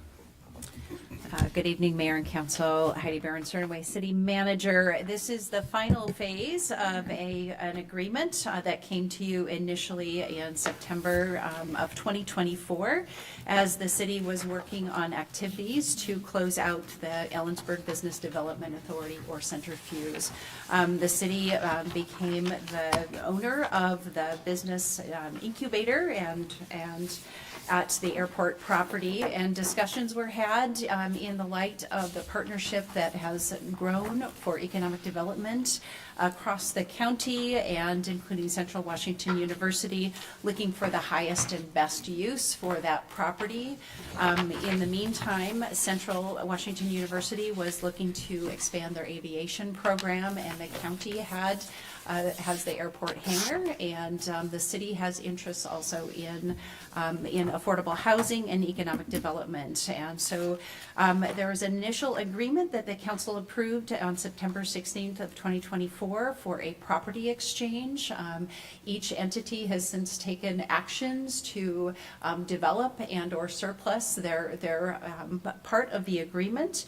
And you have before you tonight the final formal agreement to do those property exchanges. And I know we have a couple people in the audience from Central Washington University and also from the county that may want to speak to this. And again, this would be the final enacting agreement, and that would make these property exchanges. And so I would offer at this time, if council is amenable to entertain. Certainly. I don't know if President Wolpert wants to speak. Honorable Mayor and City Council members, my name is Jim Wolpart, President at Central Washington University.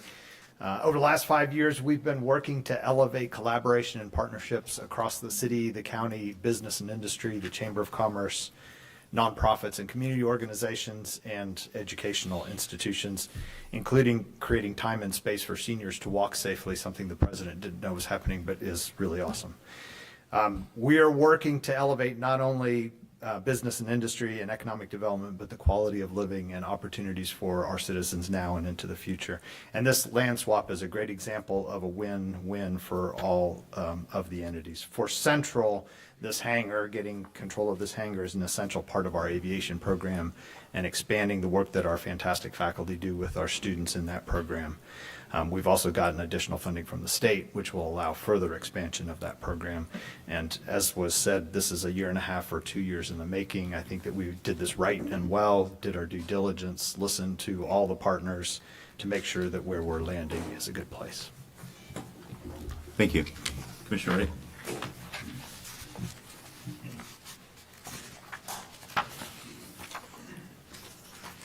Thank you, council members. Mayor Elliott, City Manager Baron Cernaway, and Mr. Horner. The 7 stages of grief are almost over, but it's nice to see you again. I just want to thank you all for bringing this to the finish line and your consideration of it. This is one of the lessons that we have embarked on the last 5 or so years of finding out where our assets and talents align and making use of those. I very much appreciate not only the city's participation, but also the universities. They are not inclined to part with dirt, and I think this is a clear indication of the level of commitment to making our respective economic realities come to fruition. We look forward to not only working with the university in the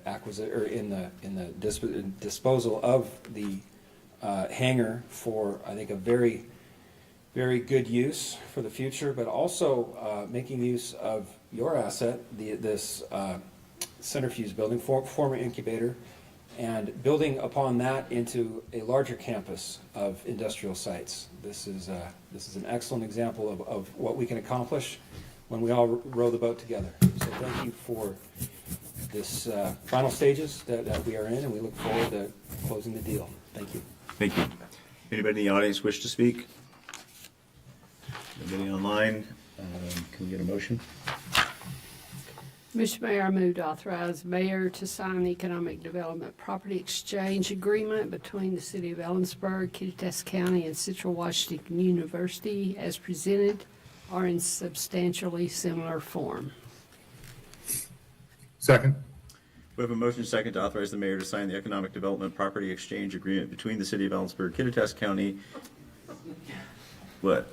He's holding up. Councilmember Palmer is abstaining. Abstaining. He's Oh. abstaining. Okay. Is that like an A or something? Okay. So we have a motion to authorize the mayor to sign the Economic Development Property Exchange Agreement between the City of Ellensburg, Kittitas County, and Central Washington University as presented or in substantially similar form. Is there any discussion besides your abstention? No, I just thank everyone who's been involved. It's been a long process, and we've had a lot of public input, so it's nice to see it come to an end. Or a beginning, actually. All those in favor signify by saying aye. Aye. Aye. Aye.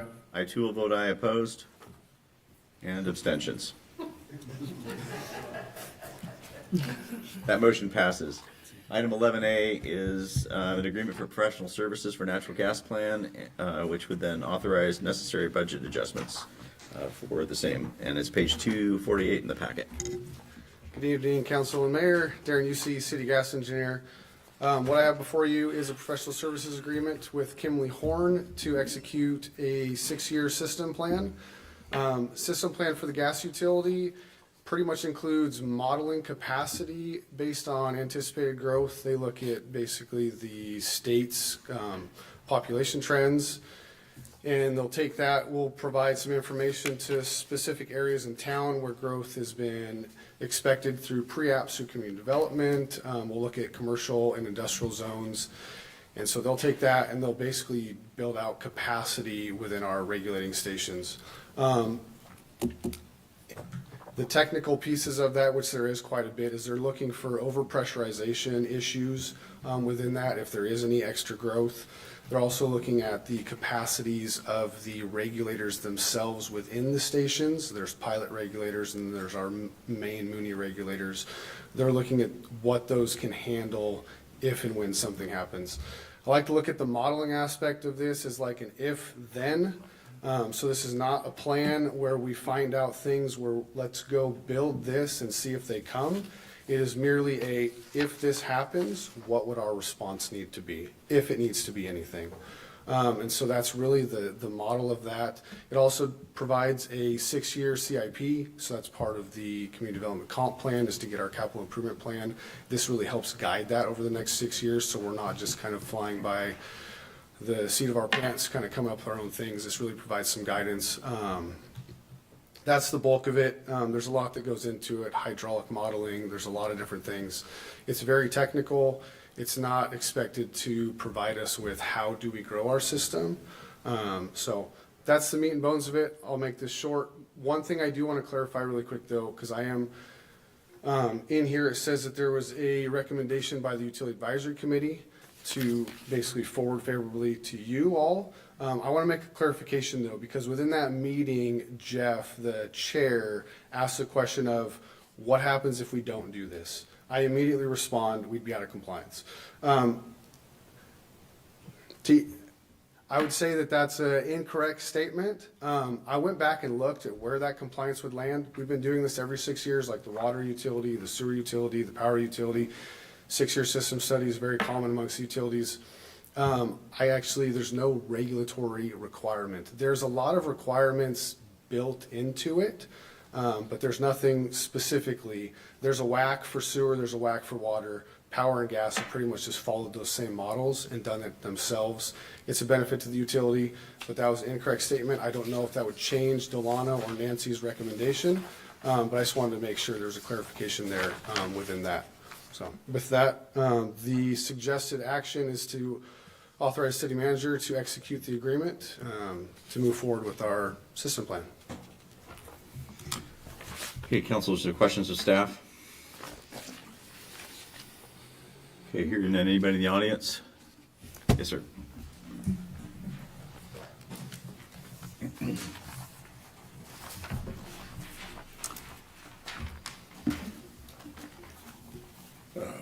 Fred Pageant, I'm a resident of Ellensburg, and I'll get here to my notes.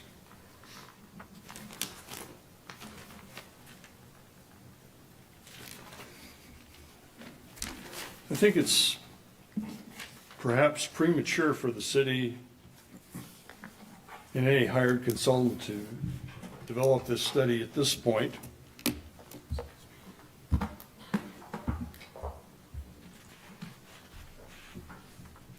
To development of a future natural gas plan until completing and implementing its decarbonization plan and roadmap. It became apparent to me attending the last UAC meeting that the city and its utility staff have not established clear policy regarding natural gas service and expansion in line with the CCA statutes. During the meeting, staff member, I think it was Darren, seemed to believe that advising developers to install gas infrastructure would be according to a policy.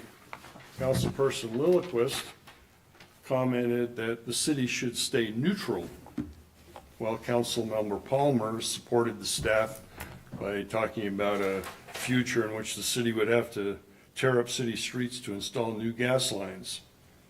Notably, Mr. Stanovich remained silent and offered no real counsel on what the policy actually is.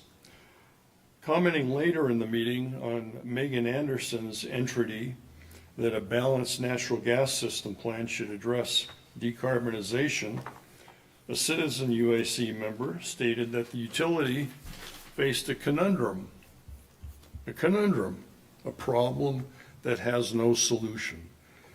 He said it, I think, 3 times, and every time his words were met with silence in the room, a conundrum.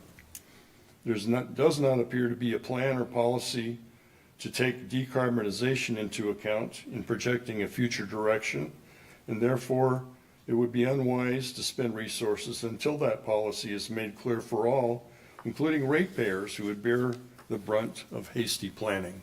Thank you. Thank you. We have somebody online, Megan Anderson, who has her hand up.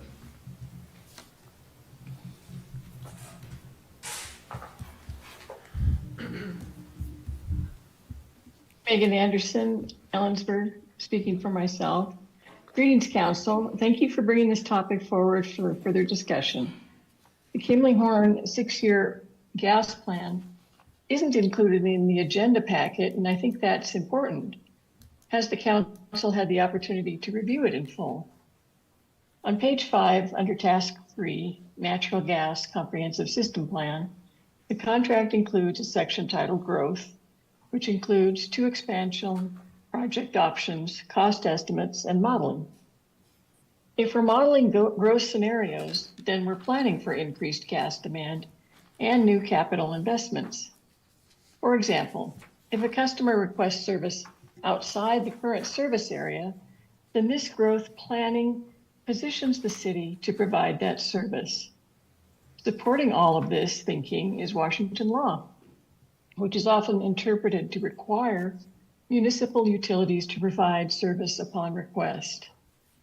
But there is a lot of confusion about the obligation to serve. According to my research, that obligation is not absolute in practice. It's implemented through local policy and planning, not automatic system expansion. So when planning assumes growth in advance, it can effectively narrow future policy choices by reinforcing a path toward expansion. Why model something you won't use? The more conservative approach would be to model all plausible futures, allowing for more neutral evaluation by staff. That would include demand reduction. Given the uncertainty ahead, growth assumptions are truly outdated. Please table this item until the contract is included in the public record and reviewed alongside parallel planning objectives in public forums. Thank you. Thank you. Anybody else in the audience wish to speak? Okay, let's get a motion and then I've got some conversation. I'll move to authorize the city manager to execute the agreement for professional services for the 2027 to 2032 natural gas system plan with the consultant Kimley-Horn, and authorize the necessary budget adjustments. Need a second? Second. Okay, we've got a motion and a second to authorize the city manager to execute the agreement for professional services for 2027 through 32 natural gas system plan with the consultant Kimley-Horn and authorize necessary budget adjustments. Any discussion? I've got questions, but go ahead. Go ahead. I guess it's for staff. I think comments raised. I'd like a little bit more of a sense of how this 5 or 6 year system plan aligns with our parallel track on complying with CCA. And if it isn't incorporated in the scope for this project, how do we put those pieces together and when? Yes, compliance with the CCA is really handled through the, what am I trying to say? What document is that? Decarbonization. The decarbonization plan. Right. So the system plan and that are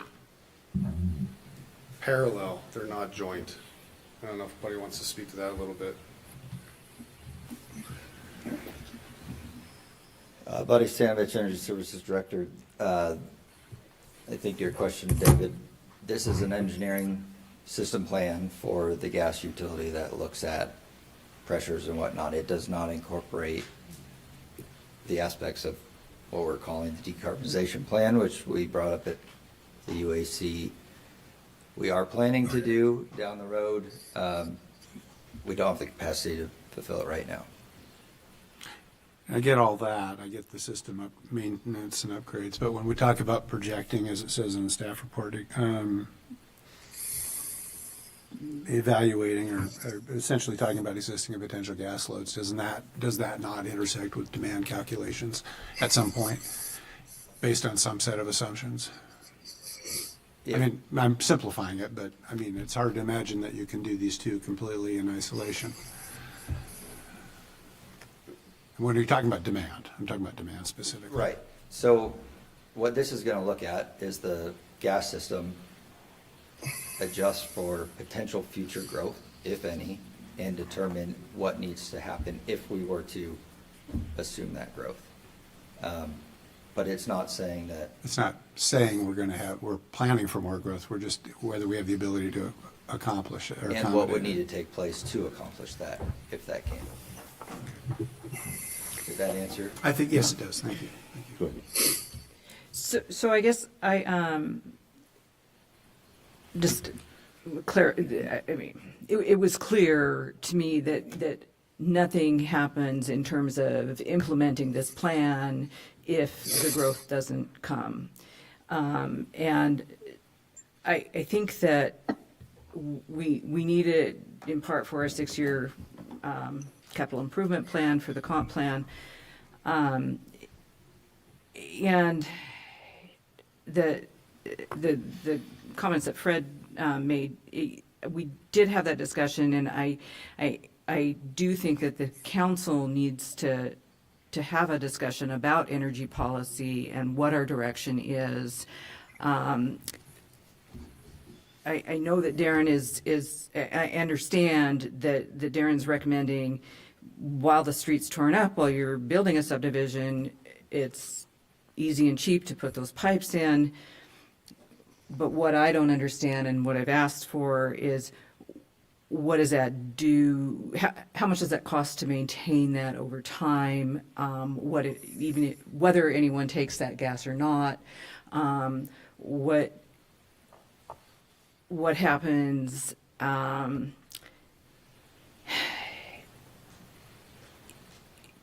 mean, essentially, that's an invitation to encourage gas to be taken, because now it's hook up to something that's right outside your door versus having to tear up the street and make that. So there's a big cost difference to a future potential gas user if the infrastructure's there versus if it's not. I mean, I would be discouraged from taking gas if it wasn't there. But I mean, but it also puts the city utility in the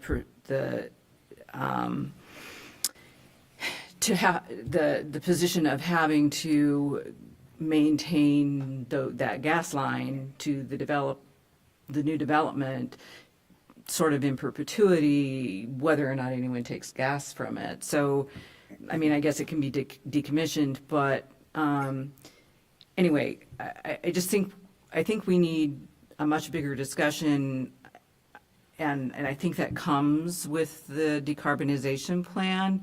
And I think that this is just an engineering plan. It's nuts and bolts. It gives us a direction to go, like Darren said, if there's growth in the system, but we don't have to do anything if there's not. So, and I guess I would echo, or I guess I would maybe correct it an assumption, because it seems to be implied that staff is driving policy, and that is absolutely not the case. Utility Advisory Commission advises the council. We're making the decisions on policy, and so if you're not happy with the policy, you're not happy with us. It is not a staff, because we direct them to do these things. Yes, this is a proposal that potentially looks at the possibility, and I am upset at the planet that we're leaving our kids and our grandkids, just like everybody else is. But I also think we need to take a pragmatic look at where we are in the world. And we are rapidly outstripping our ability to power with electricity. The grids are inadequate, they are broken. Generation is well behind, and we're bringing, whether you agree politically with it, generation's now is starting to push back towards coal and greenhouse gas emitting power plants. So that's the reality. And the electrical grid is, a couple of bad days or a couple of squirrels touch the wrong things away from going down for long periods of time. It is incredibly fragile. And so to remove natural gas, which as I understand it is a byproduct of fracking largely, it exists and you have to deal with it. You either release it into the atmosphere or you burn it. And until we stop driving cars that run on gas that get their fuel from fracking in the Midwest, we're going to have natural gas. The supply is not the issue. we either have to burn it or release it, and releasing it is worse than burning it for the environment. And so we're stuck in a catch-22, and I guess I fully support, you know, making sure that our system is safe, because that's part of this, and that we don't end up finding out later that, hey, the distribution of natural gas to homes is a part of our energy policy for the next 30 or 40 years and is going to be a necessary element, because right now the only option seems to be nuclear, and the modular nuclear reactors are going to take decades to come online. So I think we need to, I mean, there's idealistic and there's what we're doing, and we got to come up with a plan that's somewhere in between. And so I'm going to vote to support this, not because I, you know, necessarily want to see the expansion of natural gas or, you know, fossil fuels, but I think it is a needed component to our energy policy right now, and there's nothing we can do about that. I would like to. So, go ahead, Nancy. Go ahead, Delano. Okay, so from you guys know that I'm in capital planning. You're gonna have to move closer to the mic, Delano, Okay, can you hear me? Can you hear me now? or use flashcards. Can you, can you hear me now? Yes, thanks. Okay, all right. So energy in itself requires versatility. The failure that we've had as humanity is we get into these pockets where we sole source or sole focus on one energy usage. We deplete it, we find out it's a failure, we do something, and we don't realize that the best energy policy that we could have is a versatility to look at all energy sources. This is the exploration of what it looks like to maintain this. It doesn't mean it's our single source. It doesn't mean it's our primary source. It just means it is an option to us. Just like electricity, wind, solar, and hopefully micronuclear and hydrogen are all options to us. We owe it to the earth to be able to look at all of these sources so we don't focus on one. Focusing on one is where we have a failure. Focusing on all is how we diversify it and lessen our depletion of all these resources by balancing the usage. So that's my take on this. I'm also one of those guys that's looking for small modular reactors and hydrogen and all these other things out there. But until there, we got to be practical about it and explore all options. So that's my 2 cents. Nancy Goodlow. Yeah, I would like to echo Councilmember Loquist's comments about our energy policy discussion. I think that would be good. We maybe could answer some of these questions and brainstorm, you know.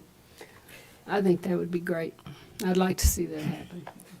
Yeah, I mean, to your point, Mayor Elliott, I don't think that the council has given it good direction on this because we haven't had the discussion. We have, I mean, it's sort of business as usual. And times are changing, and there's a lot to react to out in the world. And to your point about natural gas, I guess my take is if you burn it in a power plant and make electricity out of it, you can scrub the carbon out before it gets there. If you burn it in my house, I can't. So, I mean, I think there's ways to use all of the above resources that we have that cause less harm and ways that cause more harm to the environment. So we do need to have the discussion. And I will say, I've been involved in one split vote on whether or not we expand natural gas with the development vote on this council. So I think we have provided direction. And if we failed in the interim to provide updated direction, I'm totally, you know, I want to dive back into an issue that gets everybody upset again. So let's do it. We owe it. I mean, we owe it to staff, and that's what my frustration here. Yeah. It is not with, you know, anybody on council or your opinion. My issue is that this is not staff driving something. This is, you know, they're following our lead, And if we need to provide more leadership, if we need to change what that direction is, then let's put it on the agenda and let's have those conversations. And I'm happy to have those conversations. So I agree with, a part of that argument. So, Can I offer something? So we do have some grant money that we're waiting to, as was mentioned, to work with a consultant to develop a decarbonization plan, and that will, in our opinion, provide some sort of roadmap for what sort of policy options we have to discuss. And I think that would be a great time. We're hoping to do that this year, actually this summer. And so hoping to bring that back. And tonight's study session was part of laying the groundwork for some of these discussions, because we haven't really talked about the basics of our energy services. And so I hope folks take a look at that, and we'll continue to provide more information about how things work. And in the meantime, continue to work on our decarb plan. If I may, I wanted to answer your question, if you don't mind, Nancy. Sure. Because the costs of that infrastructure, there is something to that. So a new development goes in, we put in the mains and service stubs. What's that cost to us?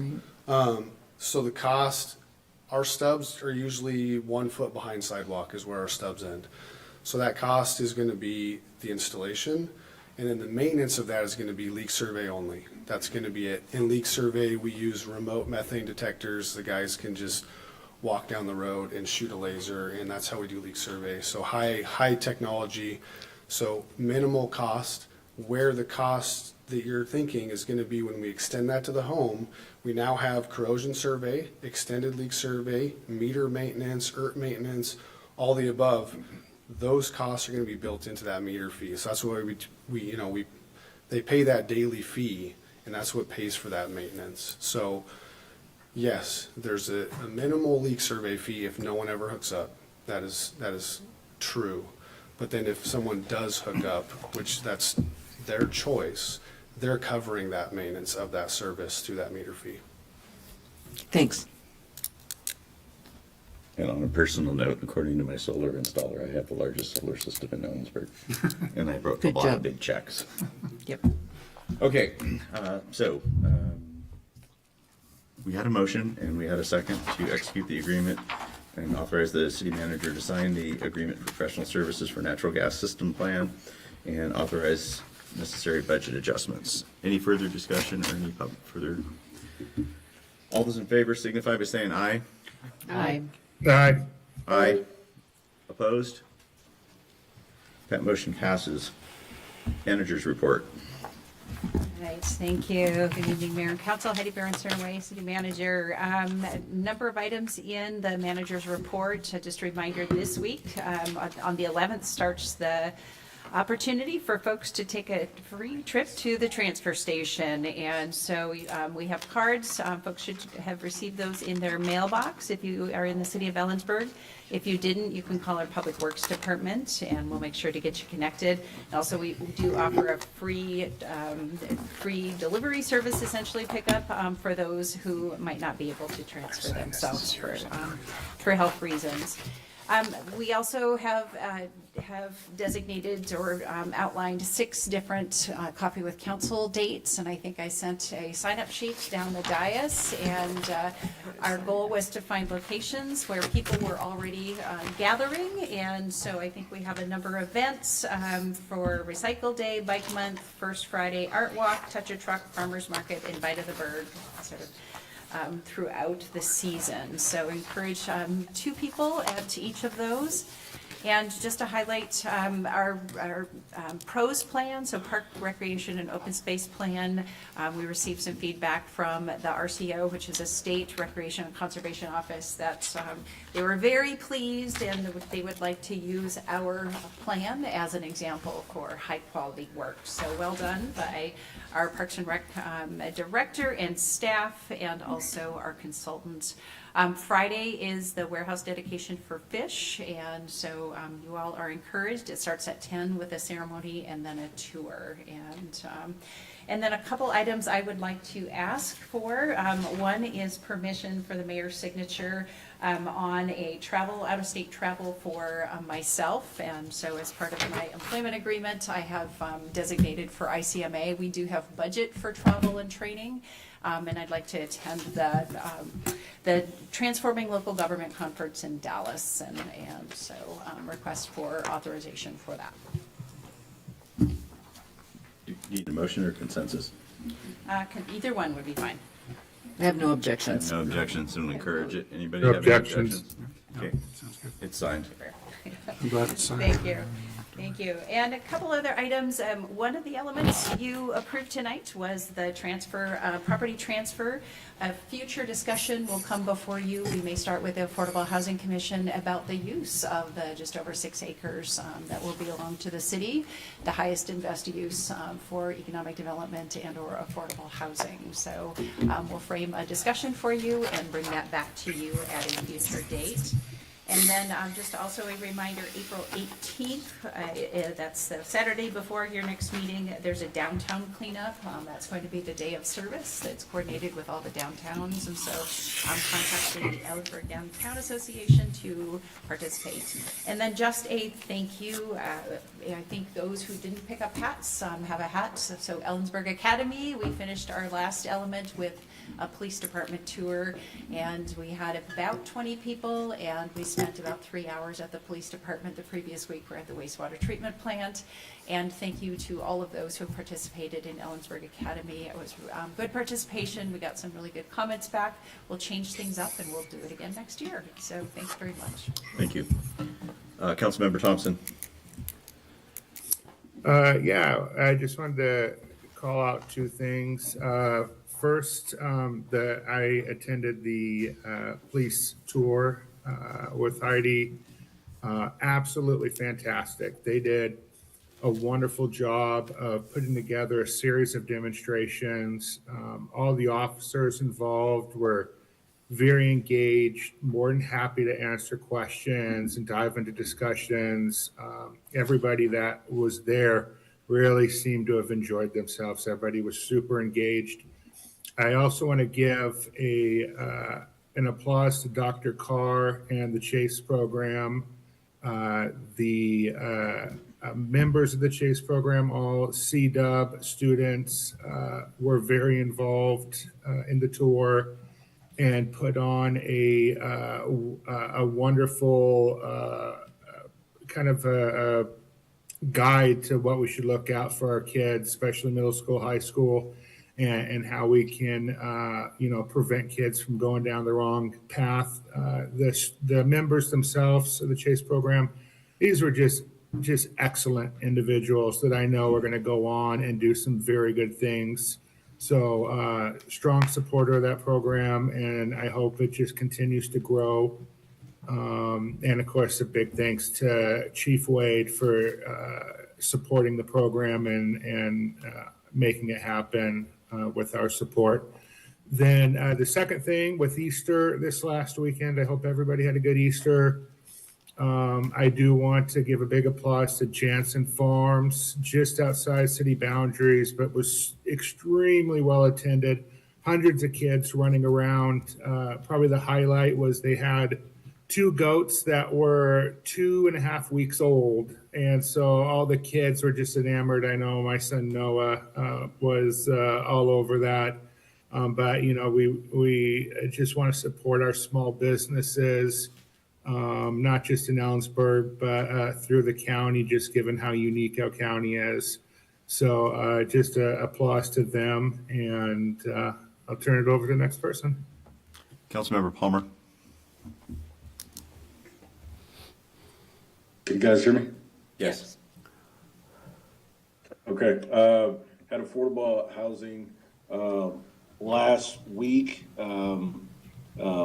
Great meeting. I had some notes here, but I'm having some issues being able to find them, so I apologize for that. And then I've got a couple more upcoming as far as Law and Justice, UAC, and nothing's happened on Steer I-90 for a while. I'm not sure if they're still meeting, so I'll have to find out about that.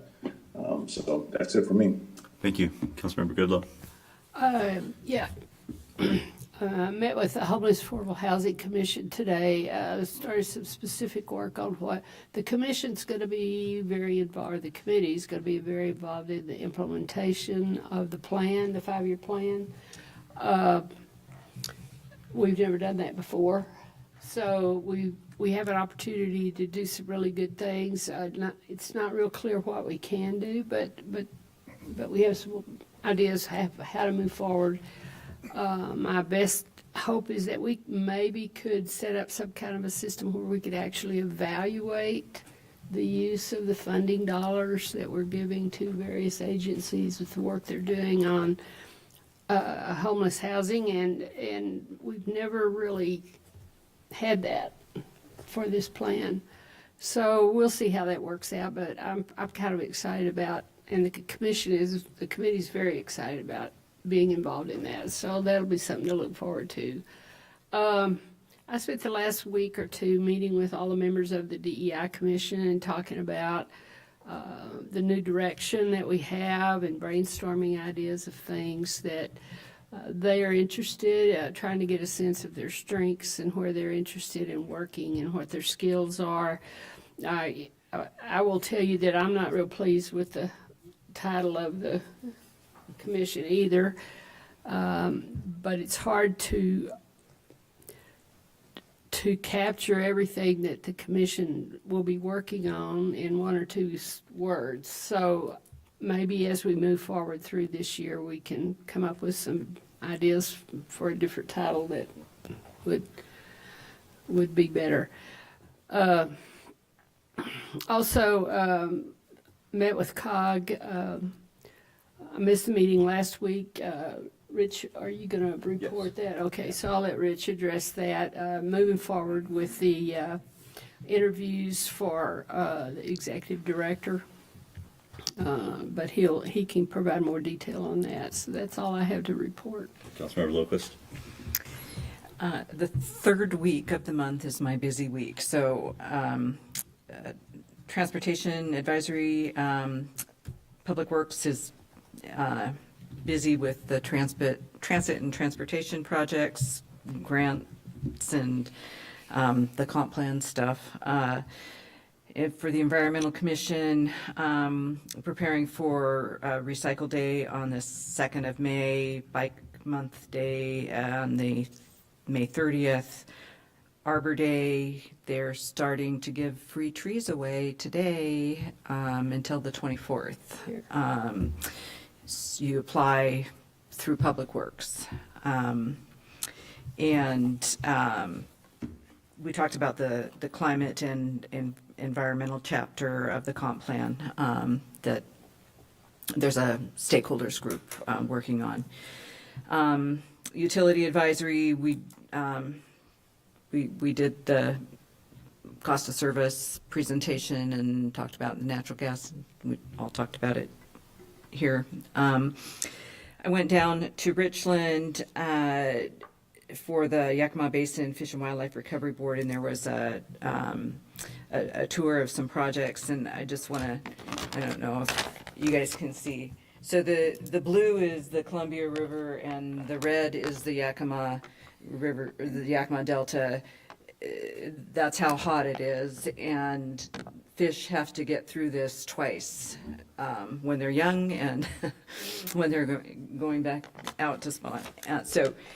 Or I guess going out to the ocean and then coming back. So they have removed this causeway now, and for better circulation, they're building like pockets of cold water for the fish to try and hop from one to the other. And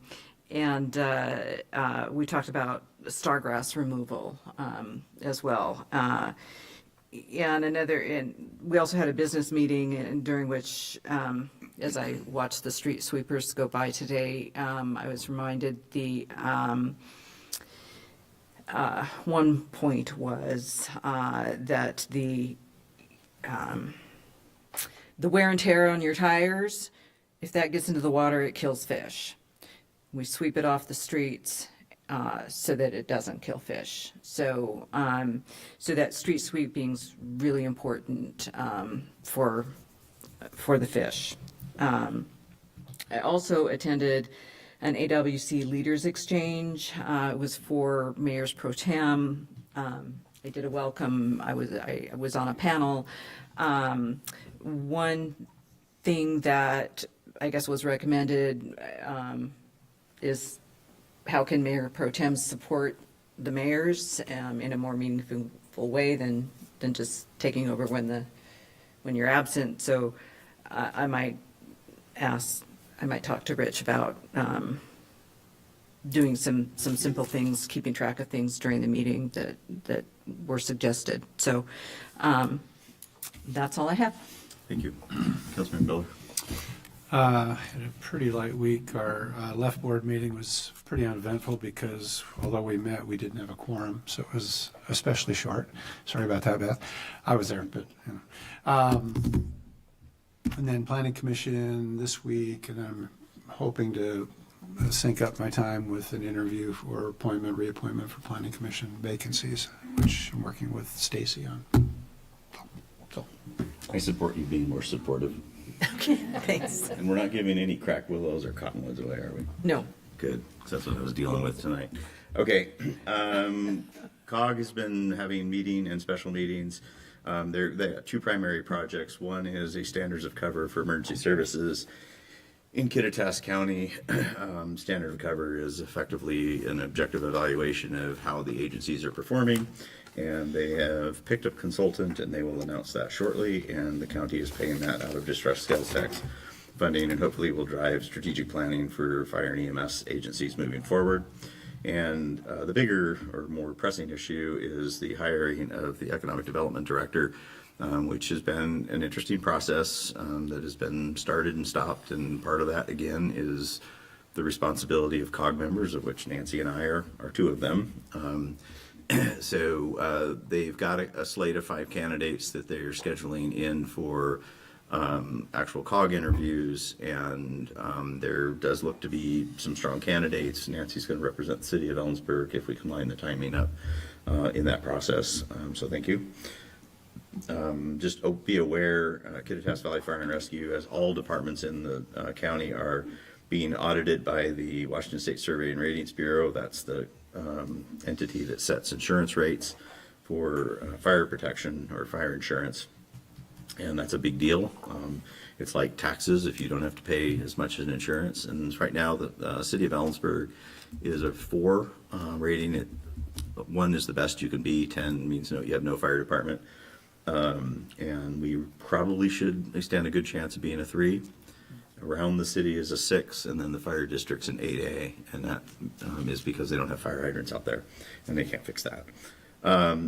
Met with Santa City, the contingent from Santa City, super nice kids, and like I said, they brought some things for us. Friday, I will attend the fish thing, and then we're going to meet with Representative Schreier. Is it twice or once? 3 o'clock and 5 o'clock? Once, and then she's doing a town hall. Okay. Yes. And then just an encouragement, nobody from the public ever comes, but KitCom has a board meeting at 1:30 at the fire station out on Vantage Highway, 2020 Vantage Highway. We're spending a lot of your money, so you can come participate. And EMS and Trauma Council will be that night. And finally, I attended a week-long meeting with Wildland Fire in Reno, and I normally don't pay attention during the vendor presentations because I catch up on email and stuff like that, and they're just buying our time. But the company that was presenting, and apparently it's scientifically proven, they can prevent 85% of the ground strike lightning by applying effectively radar chaff in clouds, and they've proven it. Well, a lot of our fires, not the majority, because people start most of the fires here, are started by ground strikes, and basically they can keep the lightning in the clouds. So that may actually become a thing. I kind of wanted to see them buy a weather satellite or something like that to control the weather, but it's close to that. So drones. Yeah, like drones, like Dr. Evil weather satellite. All right, we're done. I was going to